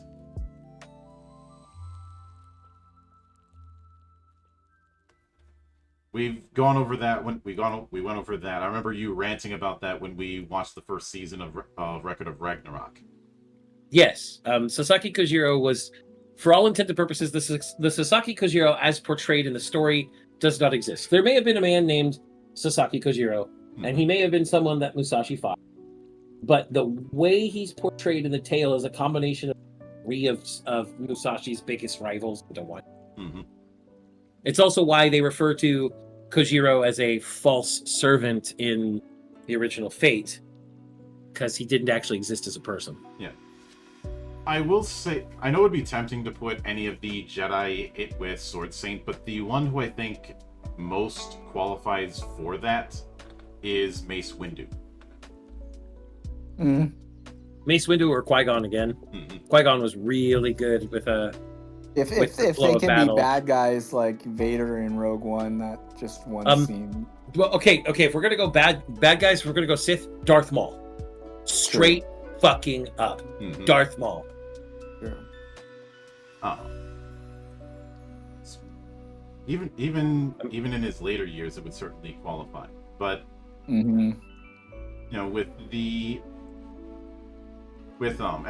Astrologian, I would actually since I referenced X already, I'm gonna reference it again, and this time, Sorata, especially considering the type of Buddhism that he's descended from.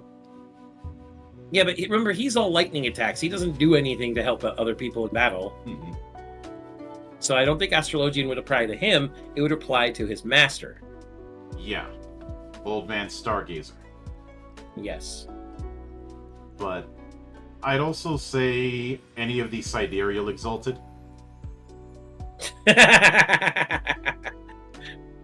Yep. Anyone who uses the influence of the stars to boost themselves, as it were. Mm-hmm.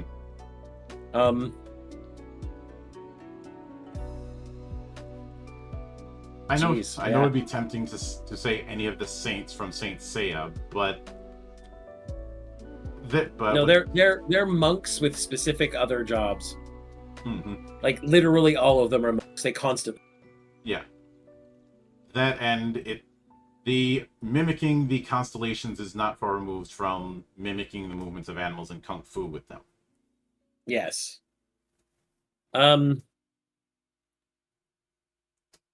Hold on. Let me take a quick look through my folders of fiction. I have plenty. Too much sometimes. But perhaps the Fateless one in Kingdoms of Amalur. That could be one.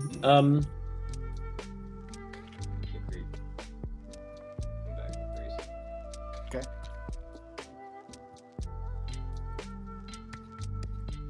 But I will know. Oh, looks like Jeremy muted. It sounded like he was starting to talk to Yeah, my somebody. son was Yeah. asking me a question. Yes. But I will note that Chocobo Knight is where you get your Dino Rider thing, Jeremy. Yeah. Because Yeah, I get it. the Chocobo Knight was because I wanted a lance charge on Chocobos. Yeah. And see, Heroes of How to Train Your Dragon and Courier from Akudama Drive and Penny Parker. 2 out of 3 I will agree with. Penny Parker is more of a Magitech Knight. And an engineer. Mm-hmm. I'd also say pretty much any playable character in the Panzer Dragoon series would count under Chocobo Knight. And I mean, if this is a semi-joke entry, but Nami will get it. I'm going to once again elect Zengar Zumble for Chocobo Knight. would you all? If that's the case, I think we've got to throw in Master Asia and Domon Kashu. Oh my god. No, the reason I'm throwing in it's because it's not because he's having the Daijengar ride the Ausensider, it's because he's riding Elzar. Mm-hmm. It's a Bara joke, monk. I know. But there have been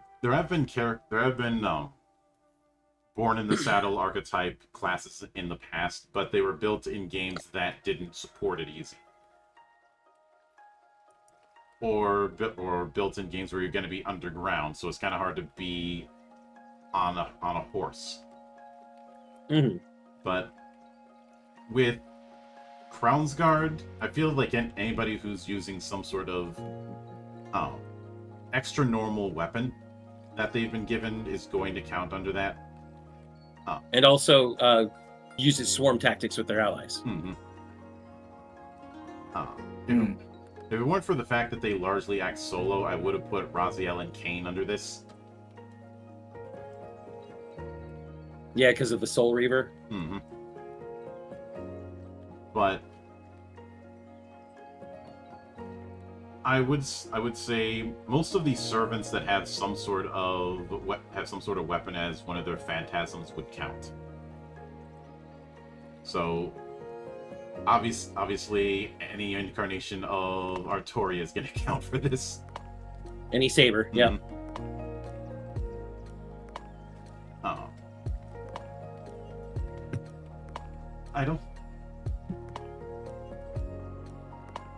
I'd also say the one alternate version of Urza in Fairy Tail that used 10 Commandments. And while I'm at it, I may as well put in Haru from Rave Master as well. Any of the characters from Scarlet Nexus, Yes. because they all summon in their own weapons, and also you can link off to other characters. Literally any character in Scarlet Nexus. Any of the characters you can play. Yeah. Look at that. I found someone to fit Crown's Guard that's completely outside of the entire idea of Crown's Guard. Mm-hmm. With Exorcist, we delved so deeply into the Exorcist asterisk with the whole undo redo thing. Mm-hmm. But there are other characters in fiction who can undo and redo certain events. Orihime.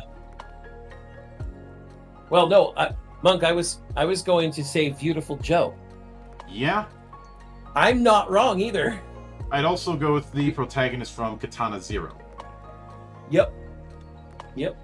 Orihime would be good for the undo, but she doesn't really do the redo.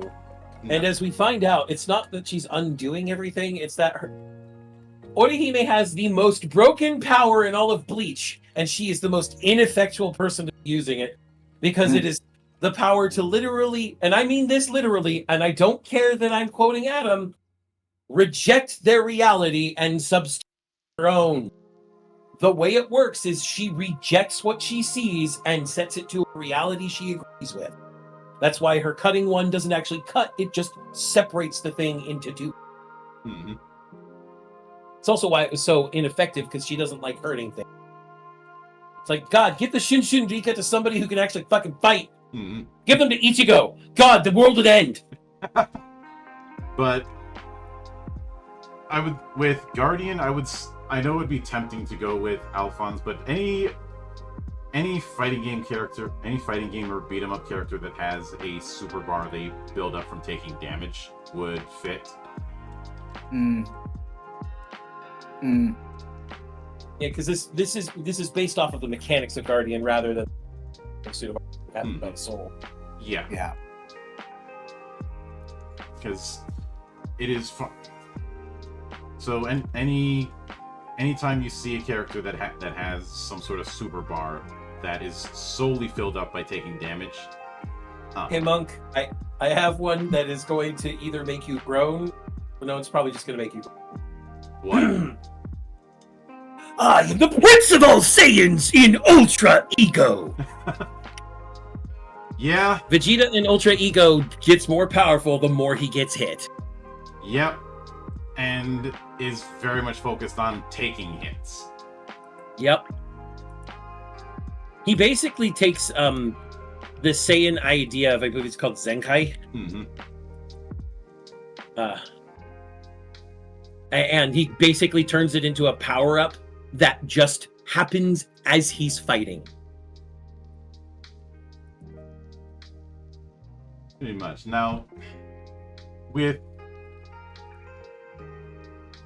I would also, Hydra brings up Yang from Ruby. I would also bring up. So why is her name currently escaping me from Arcane? What? a certain girl from Arcane who is called out for blocking with her face. You mean Vi? Yeah.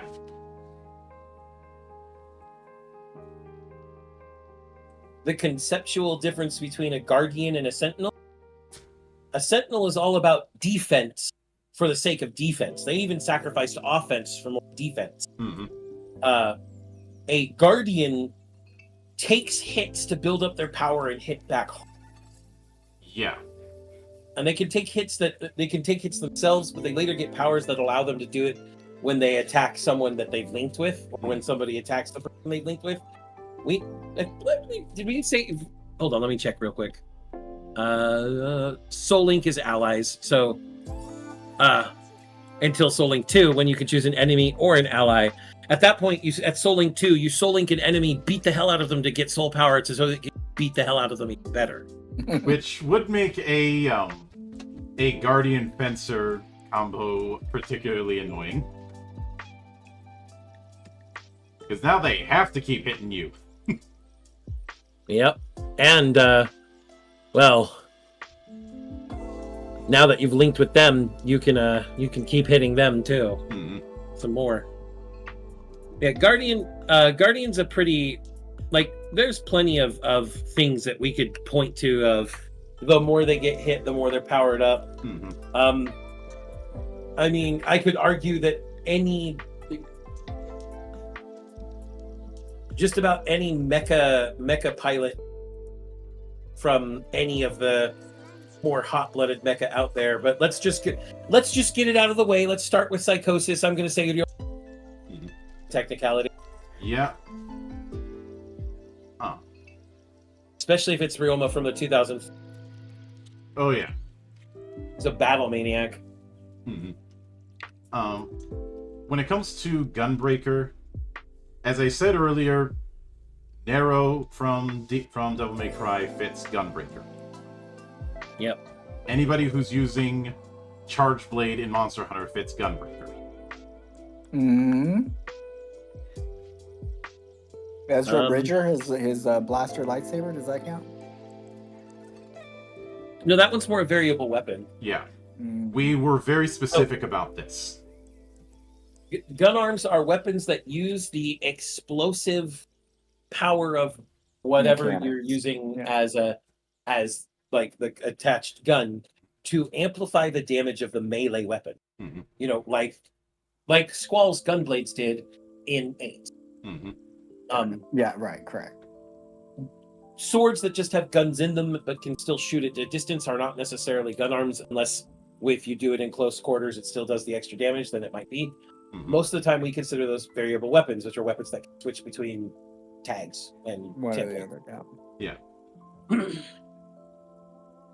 Yeah. I would also say any character in fighting games, especially 2D fighting games that have EX variants of their normal specials. I can see that. The way I would say this though, Monk. This one's going to be very obvious considering it's in the fucking name. Gun Lancers from Monster Hunter. Yeah. I already mentioned Charge Blades as well. Yep. Gun Lances, Charge Blades. I'm trying to think if there might be anything else. Switch Axe, technically. Only because of the zero-sum element discharge. Mm-hmm. Well, actually, any part of the element discharge, because it causes the stored files to explode. Yeah, the point is that it's built around that kind of burst of activity effect. Yep. So, I suppose I could also count Noelle Vermillion from Blaze Blue to a point. Hers is much more dynamo. Mm-hmm. Yeah, I was most. As is fucking Elfelt. God damn her and her guns. Mm-hmm. Nami knows why I'm saying that. Absolutely. Nami and I play GG every. Yeah. Every once in a while. We have fun, and sometimes I get my ass kicked, and sometimes she gets her ass kicked, and it's a good time. Ass kicking's all around. Yep. with Kingsglaive, since you brought up Guilty Gear, Chip. You're not wrong. Yeah, Remember- honestly. I mean, also on top of that, though, think about how spastic my Chip was that one time. I mean, that is like Chip in a nutshell, right? It's just spastic. Yeah. Spastic teleportations. Does Nightcrawler count? Nightcrawler? I could see Nightcrawler as a Kingsglaive, for Mhm. sure. Yeah. He teleports around. Yeah. His teleporting's a little different, but it's still teleport. Yeah.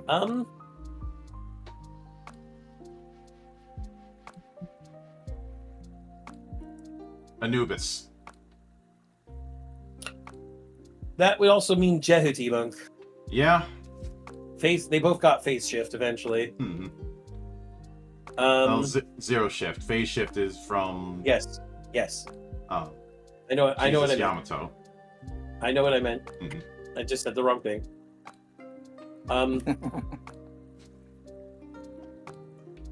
Let's see, what else? Once again, time to open the folders of fiction. I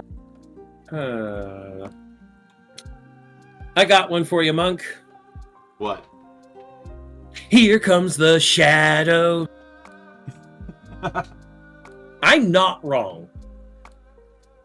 Would it be cheating of me to also, since we brought up Bleach earlier, to go with Ichigo in Bankai form? At this point, I have to ask which Bonkai, sir. He's had like 3. His original. Could be, but that's basically any Shunpo. He's just the one that's got one of the best. So you could just say Bleach, any Shunpo. Any Shunpo user, but Yoruichi in particular. Yoruichi, Soifon, and Ichigo. Mm-hmm. Beyond that, though. Straight Cougar. Yep. Yep. It's not teleporting. It is being fast, but That's just fuck. But with how fast he is, it may as well be teleporting. It's effectively teleportation.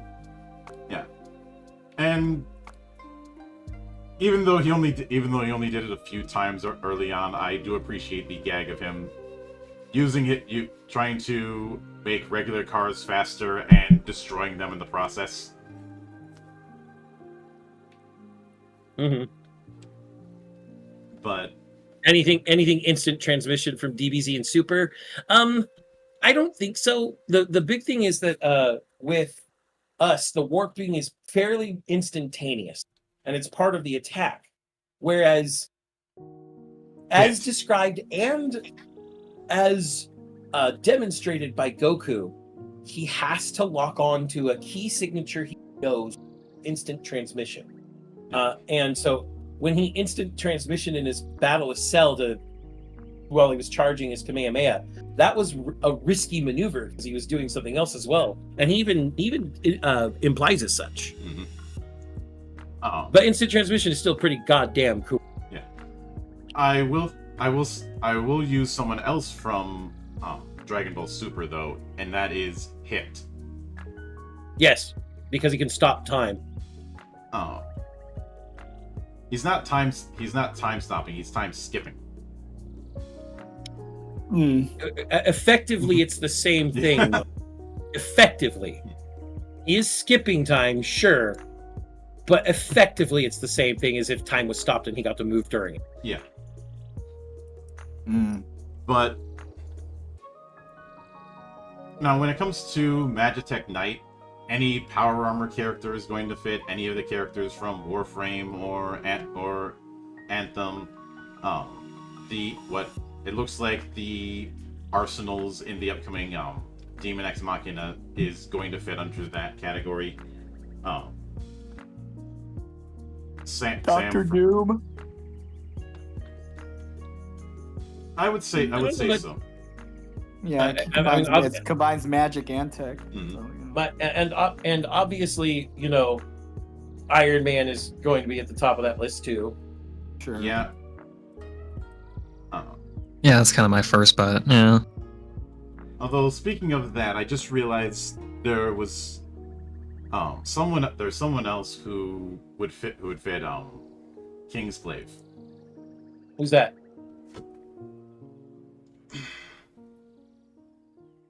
Any of the writers from Kamen Rider Kabuto. Okay, yeah, because they're moving so fast that it's effectively teleportation, Mhm. especially when they're in clock up. Yeah. I'll also throw in Fi's Axel. Okay, yeah. It may only be for 10 seconds, but it still counts. You know who else? Who? You know who else I'll throw in, Monk? Who? Drive. Yeah. Also, thank you for continuing to be a member, Mario, and it is nice to see hard work paying off. When it comes to merchant, I think we'd have to. Zan, I think we'd have to go with the millionaire detective. Fuko Keiji. Millionaire Detective Balance Unlimited. Yep, that's a pretty good one. I mean, if I if I want to be real cheeky about it, I'm going to go with Nicolas Cage. Lord of War. Yeah. Yeah. I was thinking that as soon as you said Nick Cage. Yeah. Yep. But as far as Mimic goes, because of our version of Mimic is more about copying ally abilities than enemy, because it would be a logistical nightmare to do enemy abilities. Yeah.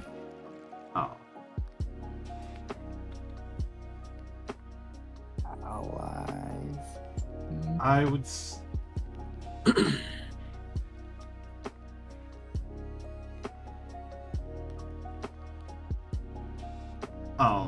Part of me is thinking Rogue for this as well, but we are. Yeah, Rogue. I know, but Rogue might fit Mimic better, maybe. Wait a minute. There's a sequel to Lord of War being filmed. Hydra brings up Taskmaster, and you know what? I'm fine with that one. On Mimic? Mm-hmm. Yeah, Taskmaster is great for Mimic. I mean,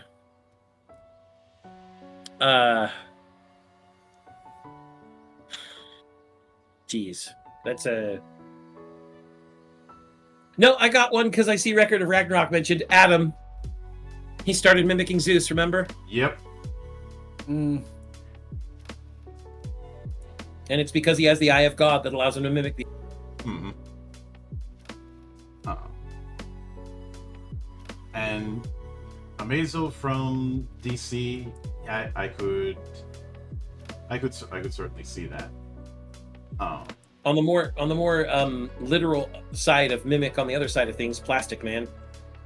Yeah. Yeah. Or Mudface. What is it? Playface. Playface. Which, it's kind of funny that the best version of Playface we've gotten is from an anime. He is okay. No, okay. The fact that it's Lelouch fucking Lempuge voicing him is even better, at least in the Japanese version. It's Jun Fukuyama, so yeah. Like, Mario also brings watch Isekai Suicide Squad. You scrubs, it is fantastic. Yeah. Mario brings up the Dragon Slayers from Fairy Tail. I don't see it. As far as Mimic goes. Because if I'm being honest, all of the Dragon Slayers would more likely fall into the category of Magic Knight.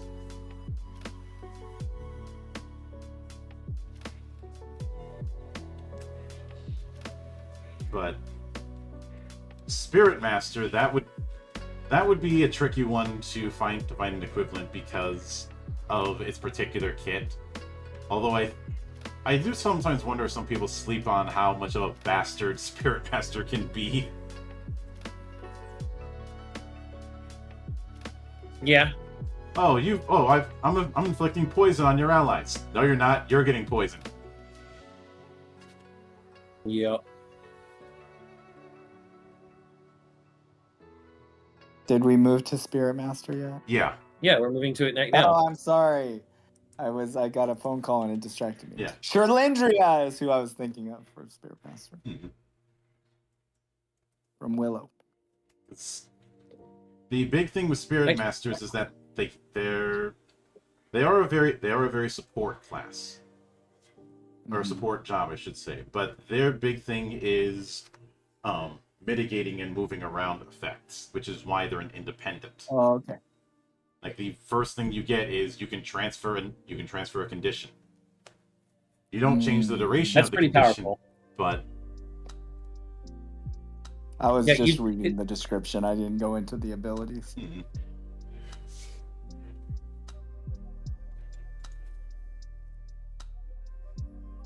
along with a lot of other stuff they can mess around with, they have their own special conditions, like with venison. But they are essentially that team player. And Yeah. when it comes to the independent jobs that we added, I will note, with one of them was due to the fact that with all of the independent jobs except for one, they are all Matt's fault. Because with the 5th edition project, he had an icon for a Keyblade class. And he approached me about doing it, and I said, I will only do it when I can figure out the right method to do it. Yeah. I think it was. Yeah, I think it was handled really well. Yeah, it wasn't a no, it was a not yet. Yeah. And then I ended up realizing I could split it in two, with Keybearer of Mastery, which is largely built around Kingdom Hearts 3 and Birth by Sleep. Mm-hmm. Because since the kits for the Kingdom Hearts games go all over the place, I needed to Narrow focus it down. it. There was a point where I was going to do the escalating form changes from Birth by Sleep, but it didn't quite work. And the forms are a bit of a nod to KH2, but it's kind of a mix of elements between 2, 3, and BBS. But they are one of the other big stance dancers in the traditional sense. But I suppose I could describe Keyblade Drive, which they get at Second Circle, kind of like a deck building game.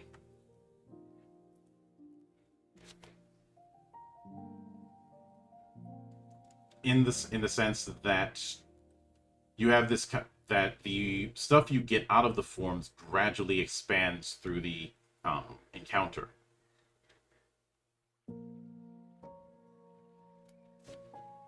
In other words, somebody who has Keybearer of Mastery is going to be playing a long game.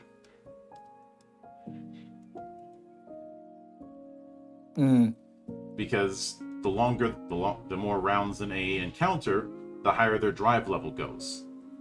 The higher their drive level goes, the more stuff they can do with their drive forms.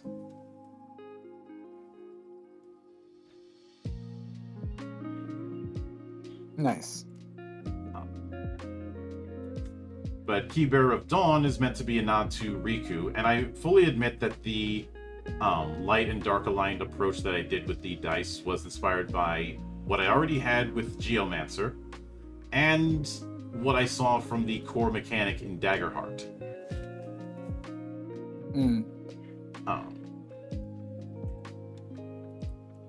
It's just that instead they just get light or dark points that they can spend to modify basic actions.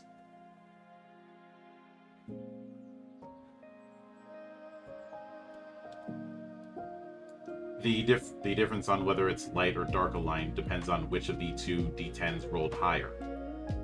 I haven't looked at Daggerheart. What in particular did you take from Daggerheart for it? the roll with hope and fear mechanic from its core system. Oh, okay. Is the core mechanic is that you have, I think it was 2 d12s, one that represents hope, one that represents fear. You're rolling and getting and using the sum, but whichever the 2 die is higher, the result is treated as that result with hope or that result with fear, and it adds additional effects. It's kind of a and but within the setup, i.e., you succeed or fail and something nice happens, or something not nice happens.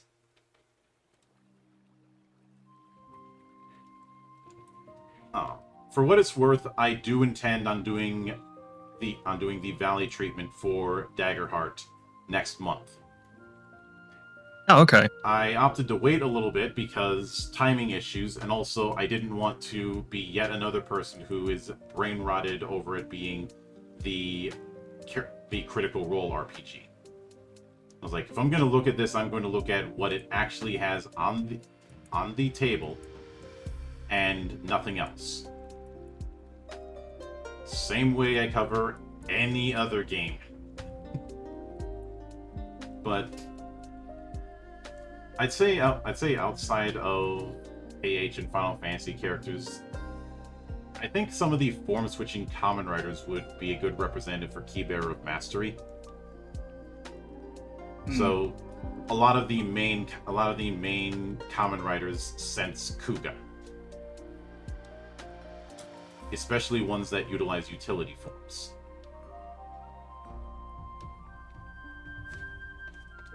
Oh, with Keybearer of Dawn. Oh, I'd say anyone who's using some opposing pair simultaneously. So, I don't know, maybe Kamen Rider Saber as Elemental Dragon.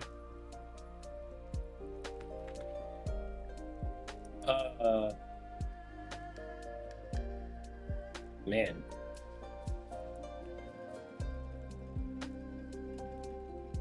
Maybe. Or when we have that Fire and Ice pair with Revice. That one works really nice. Yep. Remember, hashtag nice vice. But the other one that Matt had was the Nightmare, which the thing when it comes to the idea he had was some sort of Vincent representative, and originally that's what I was going to go with, of a set of alternate forms, but it was too setting particular. It was too restrictive. Then I remembered Project Claymore from the old Anima forums, and that's where things started to take shape. It's a really cool job. The idea was, instead of doing some sort of alternate monstrous form, which is going to create the question of why aren't they in that form all the time, and what's the difference between that and what we have with yokai, I instead went with this idea of a gradual set of transformations. This is why what Zan said earlier about Sun Eater applies. I would also say Cross as the ultimate life form is also applicable.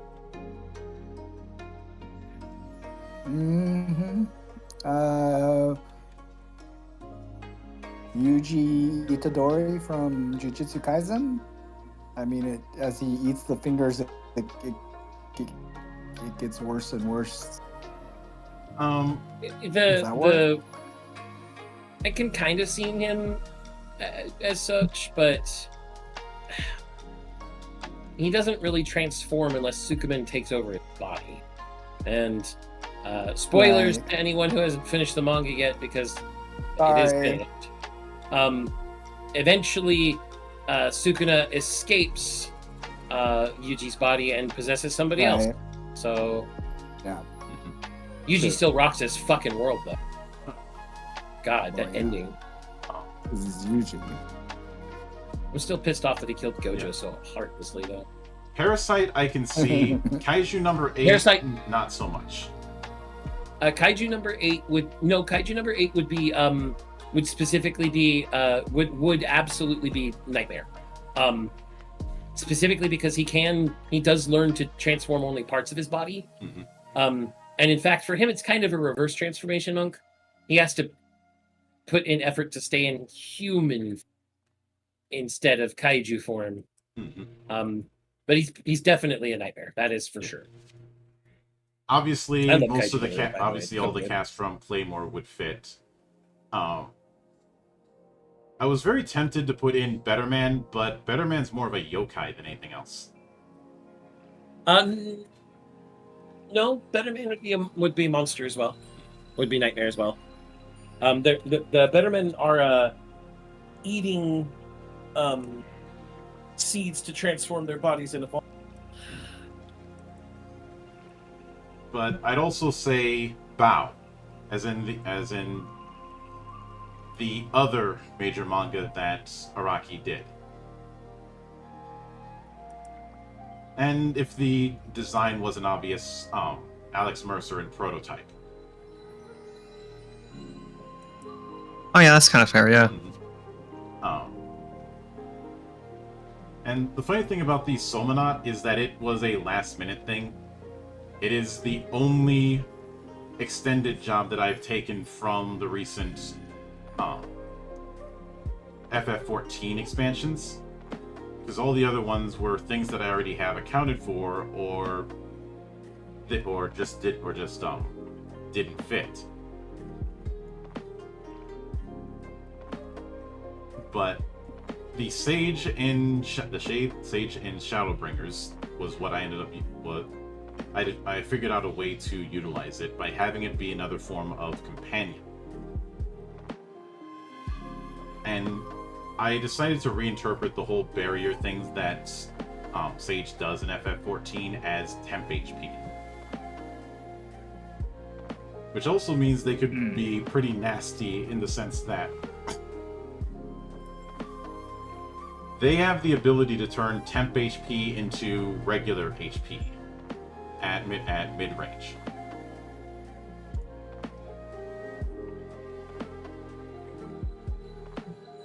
But the tricky thing with Somanot is that there isn't exactly a out of FF version of that concept.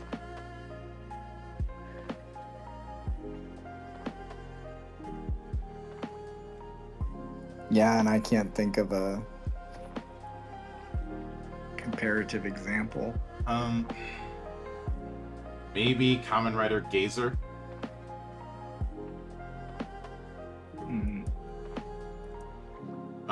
Both versions of it. We're talking Somanot, right? Yeah. Mm-hmm. Anyone who manipulates remote weapons. So any funnel user. Yep, I was about to say Hainu. Yeah, Hainu. In fact, I was trying to avoid drawing upon Hainu with the design. The add-ons with the art were drawn more upon the thrusters that Anubis has.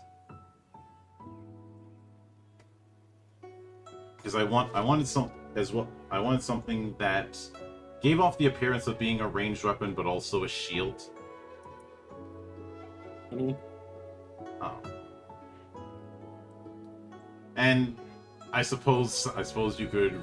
I was gonna say you could reference Sundowner with the explosive armor, but no. I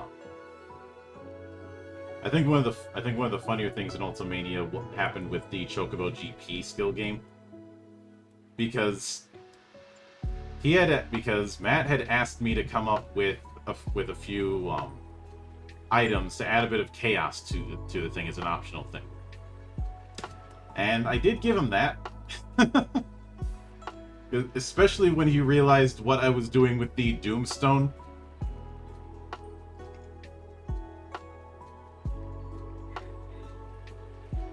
You know, where it's playing hot potato with a bomb.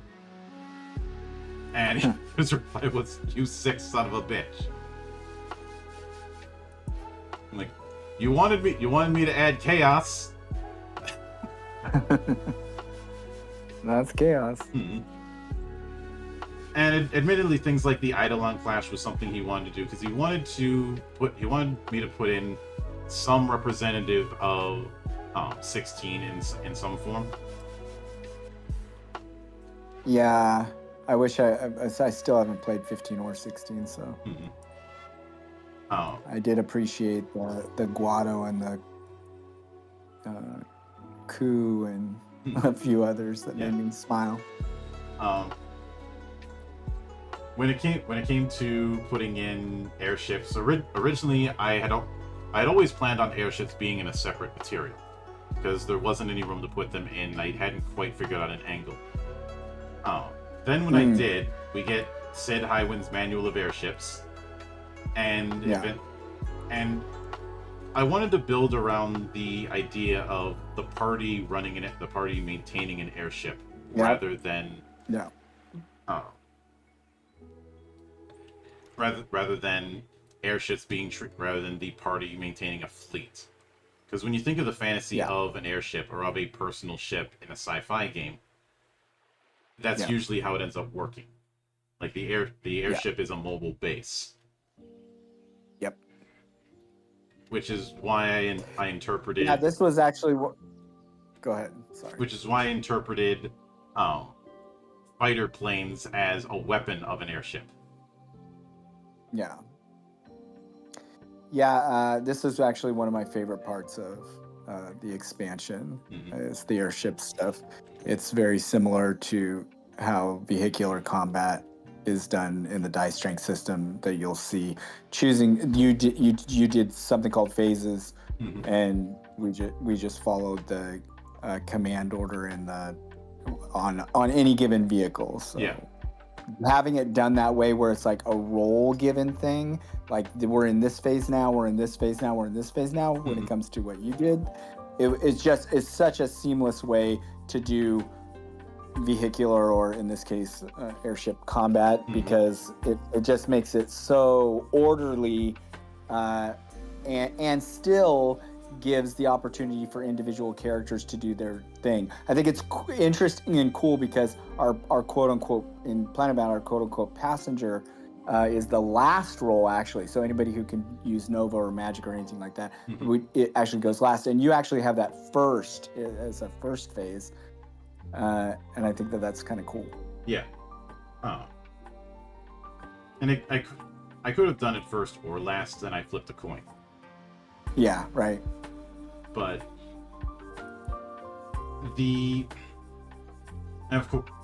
of course, once I figured out how to do airships, I realized I can mess around with this, and we can add in mechs. Yes. And if I ever have way too much time, I might try and run a campaign where it seems like everyone's going high fantasy, and then Wanzers show up. Did Nami help you with this at all? I didn't really. I didn't really add too much to that one. When it came to the mechanics of mech creation, that it was just an offshoot of what I did with airships. Right. When it came to a lot of the design visually from the Ultimania guide was matte. Nice. And that was where I was able to do things like expand on the idea of affiliations and the faction rank setup. Because I'm always more fond of faction systems than alignment. Yeah, for sure. I thought that section was also really unique. Not unique as in like never been done before, but it was just like, oh, what a cool additional element to all of this. It was interesting, like the way you talked when we started out, when you guys were going through the actual game itself and deciding, you know, what's too much fluff and it just is there because we like it and think it's cool, and what are we going to weed out, and you did that so well in the first book, and then you kept that going in here, where it feels like all these expansions and additions are not just like for no reason or just fluff, or hey, just here's a random option just because you may have thought of it or I may have thought of it. It's really purposeful, and the factions are a great example of that. A lot of Matt put a lot of work into that too. A lot of the designs I put in from a mechanical perspective, it was a case of I need a very specific reason why I'm doing this. Yeah. Though the thing I think Matt had the most fun with in the Ultimania guide was Gilgamesh's summer catalog.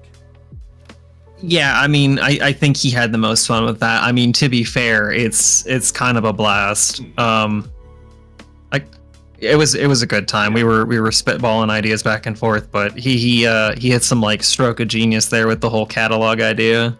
I pitched the catalog idea to him with the idea of Gilgamesh is selling off some of his vast armory, and I specifically referenced Uncle Ernie's arm catalog in Battle Lords, which is a really good game, and old Sears catalogs from different decades. I think I showed him one from like the 80s or 90s.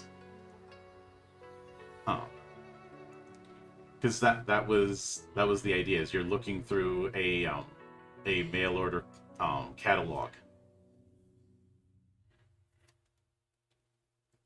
Now, adding the whole thing with like Yojimbo and Daigoro insurance and the fake credit cards, that was just genius.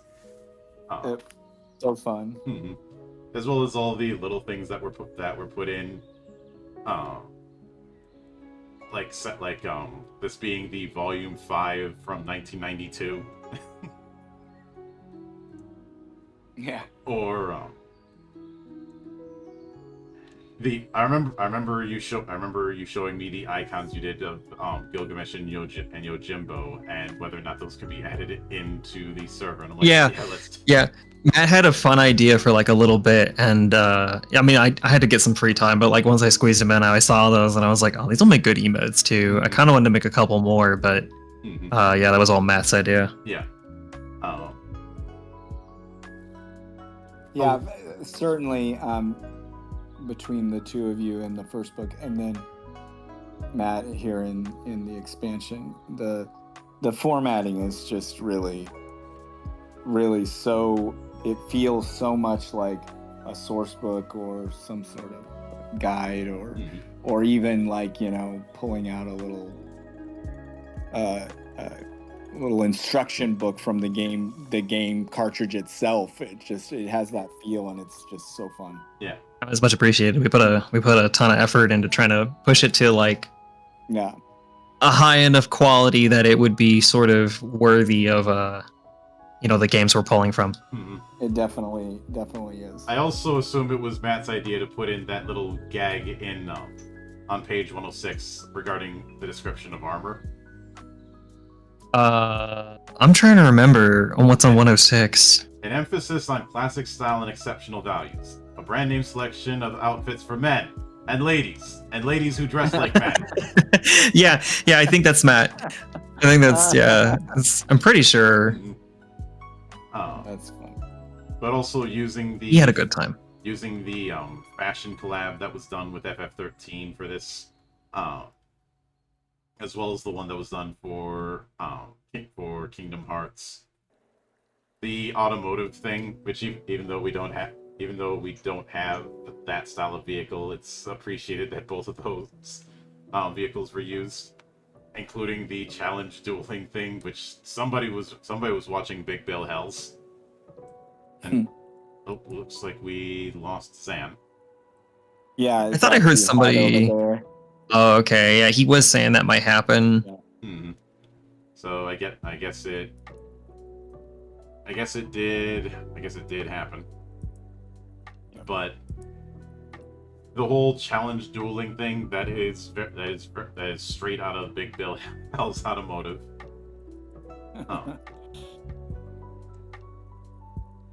And I do when it came to the look, I do recall doing a massive image pass and grabbing a bunch of images that I could get and putting in page numbers to put them in.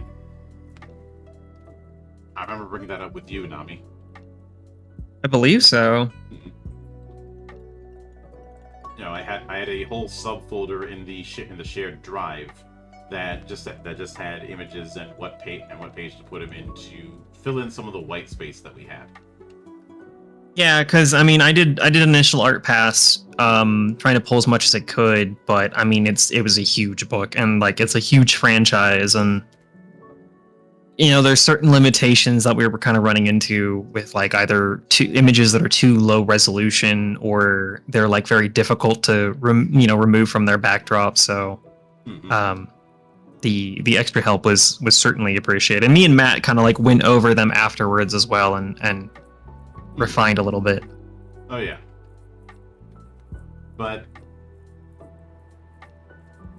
admittedly, I did bend the rules when it came to doing the fusion weapon, but I knew somebody was going to want to do the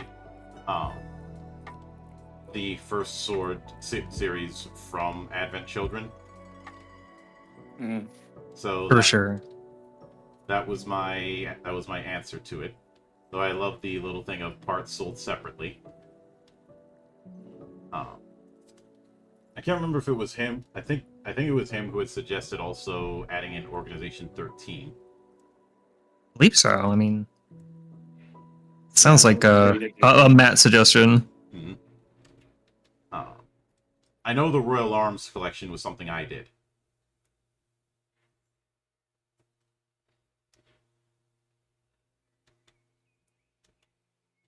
So if somebody was using it, I'd probably have it that if you manage to collect all of the Royal Arms, then they no longer have the Vicious enchantment. I know Ultimate Weapons, that was meant to be a unification of a lot of the legendary or relic weapons from the MMOs. But also a way I think I remember talking about that. Also a way to give that ultimate weapon quest that we see in a lot of the games.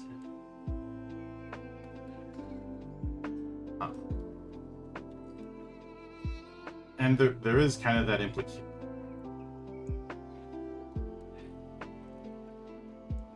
No worries, Professor. I appreciate the time, but when it comes to the future of things, obviously, while the 1.1 won't be happening for a while, since a lot of us need a bit of a cooldown from that aspect,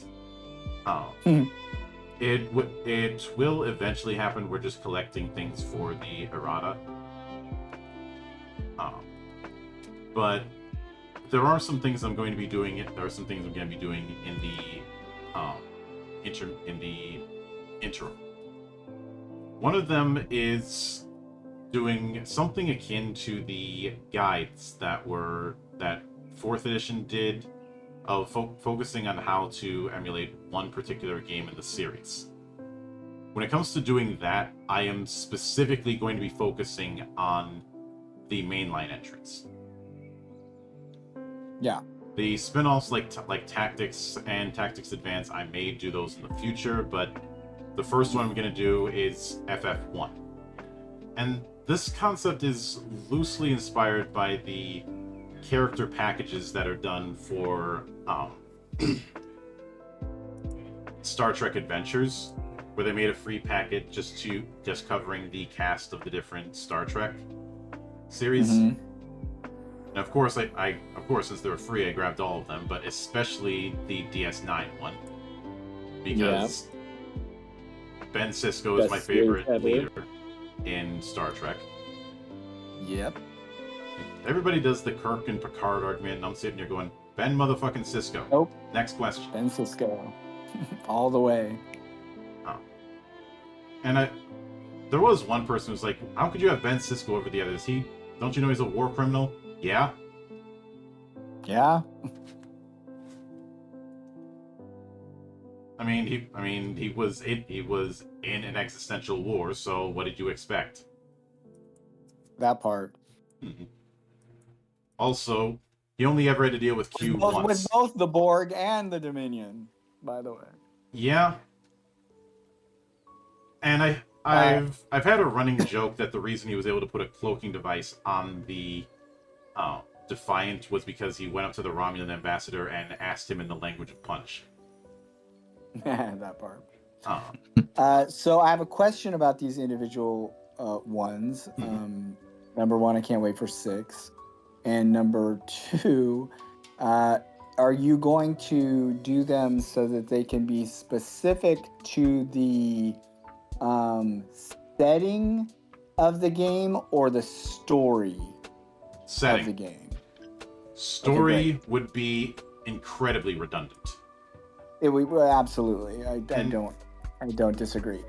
And however, in the setting, I'm curious if you have ideas about how the story, whether it's history or something upcoming, or whether it has nothing to do with anything, if there's aspects of the story that you think will reflect in this setting. The only thing is because I already have all these ideas for Final Fantasy 1, and I think you need to just call me and we need to go over them. I would be writing each one the way one would expect a campaign setting book to be written. At most, I might put in story seeds because I have no guarantee that someone who's using this is going to follow the exact same area path as the game does. Oh no, correct. Yeah, no. Like if I'm doing I FF1, wouldn't. I'm not operating under any assumption that you start at Corneria. Right. And there's also the fact that the monster entries there, there would be a lot of redundancies that I tried to avoid with the enemy intel field guide. Yeah. But a key thing with like FF1 is trying to get a close equivalent to the kit that the original 6 jobs had. Yeah. While making it fit within Legend Edition, because even though like FF1 uses the Vancian model, but that doesn't mean I'm going to do so. Right. Same with FF3. Right. But it is more about writing out the setting part, and I may have to take some liberties because some areas you see after a major story event. Mm-hmm. But as far as I know, somebody who's taking this might go in a completely different direction. So that's something. The thing. I mean, like 6. I mean, you can have an option of what the world looked like before or after, or just use one or the other. You know, you have lots of. Oh yeah. Options there. When it comes to the other thing that I am considering is exploring how one could emulate other console RPGs using this system. Wild Arms is a possibility, Shadow Hearts is a possibility, and there's a few others. And I'd like to use that to kind of springboard into collabing with people who are making indie console RPGs right now, as well as crossing over with devs who are making FF-like TTRPGs. Mm-hmm. Some will be higher priority than others, like Cloudbreaker Alliance or Break. Others, like Fabula Ultima, will be considered but are not high priority, just because of a difference in design philosophy. Mm-hmm. And on the other thing, and I will be putting this up in the server later tonight, is I will be starting design challenges. There are 2 design challenges that I have that will be within the Discord server. One of them is, and both of them are based on prompts. One is creating a job, and the other a shard. Now, shards are meant to be light setting concepts. Something that would fit in a zine, not a full campaign setting book.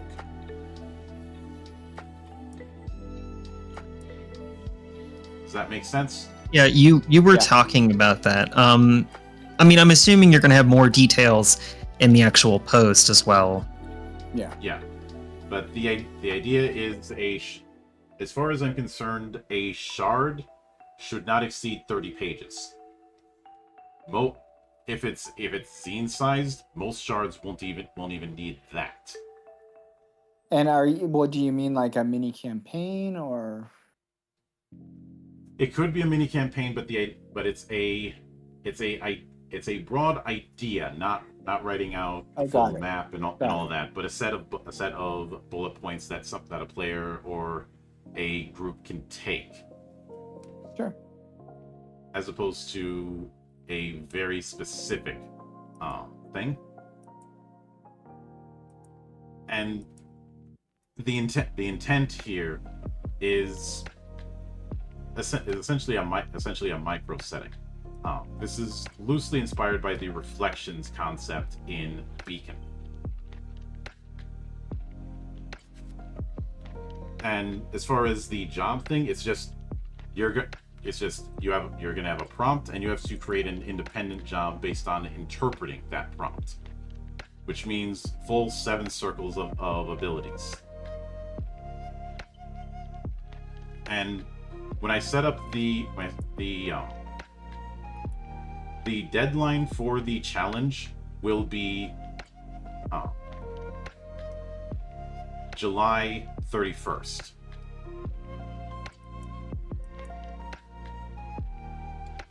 After that, I'll look over the submissions and see which ones were the best and which ones are close to the best. And of course, I do still want to get as much of the thing out there and see how people take the concept. But no matter what, Legend Edition will be open source, and it will not be of any cost. Because for one, if I try and make people spend money on it, I'm gonna get in a shitload of trouble. And two, I cut my teeth on a lot of free RPGs growing up, especially once I got reliable access to the internet and I found various sites that shared a lot of free RPGs, or people who were making their own games shared them on blogs or sites or whatnot. And Legend Edition is my way of continuing that tradition. Because yeah, I mean, one of the reasons I've actually enjoyed this process is the fact that it is a free available project, and I certainly also remember being like a teenager who could not afford RPGs, so I'm glad it's just available for people. That, and there are plenty of free RPGs that end up doing a better job with their ideas than paid ones. Oh yeah. Like I brought up Heroes Against Darkness. That is professional grade as far as I'm concerned. And then you have ideas that are too ridiculous to work, and yet they do work because somebody was crazy enough to pull them off. Dungeons the Dragoning is the poster child for this. Which, for those of you who do not know Dungeons the Dragoning, imagine taking Warhammer 40k, World of Darkness, Exalted, Planescape, and 7th Sea, and somehow merging them all together and making it work. Oof. When Lawful Dice released it, everybody thought it was a April Fool's gag, because he released it on April 1st. But it wasn't. I will also note one other idea that I've been considering is doing live stream design sessions of adapting Sword World setting into Legend Edition. Part of that is a bit of brain rot from Sword World, because Sword World is fucking great. But also it would be an interesting way to challenge what we've got here, and how we can make it work. because both are games that encourage multi-classing. So it's an interesting thing to explore. And if there isn't, I'm going to be doing it eventually anyways, but if there is enough people asking for it, I will live stream developing those adaptations. So, Nice. keep an eye out for that, folks. But given how we ended up going a lot longer than I thought we would, so I think we'll wrap it up there. Depending on how, I may do a bit of demo grab bag night tonight. I will see where things go. But for those of you who mostly tune in through Legend Edition, I do hope you stick around, because there's a lot more that I do around here, whether it be interviews, whether it be highlighting indie games, whether it be running actual plays in the most transparent way I can. There's a lot of stuff that happens in the monastery. But until then, on behalf of the good brothers present and not present, my name is Mildra. I am your gaming monk. Stay fucking frosty, everybody. Oh.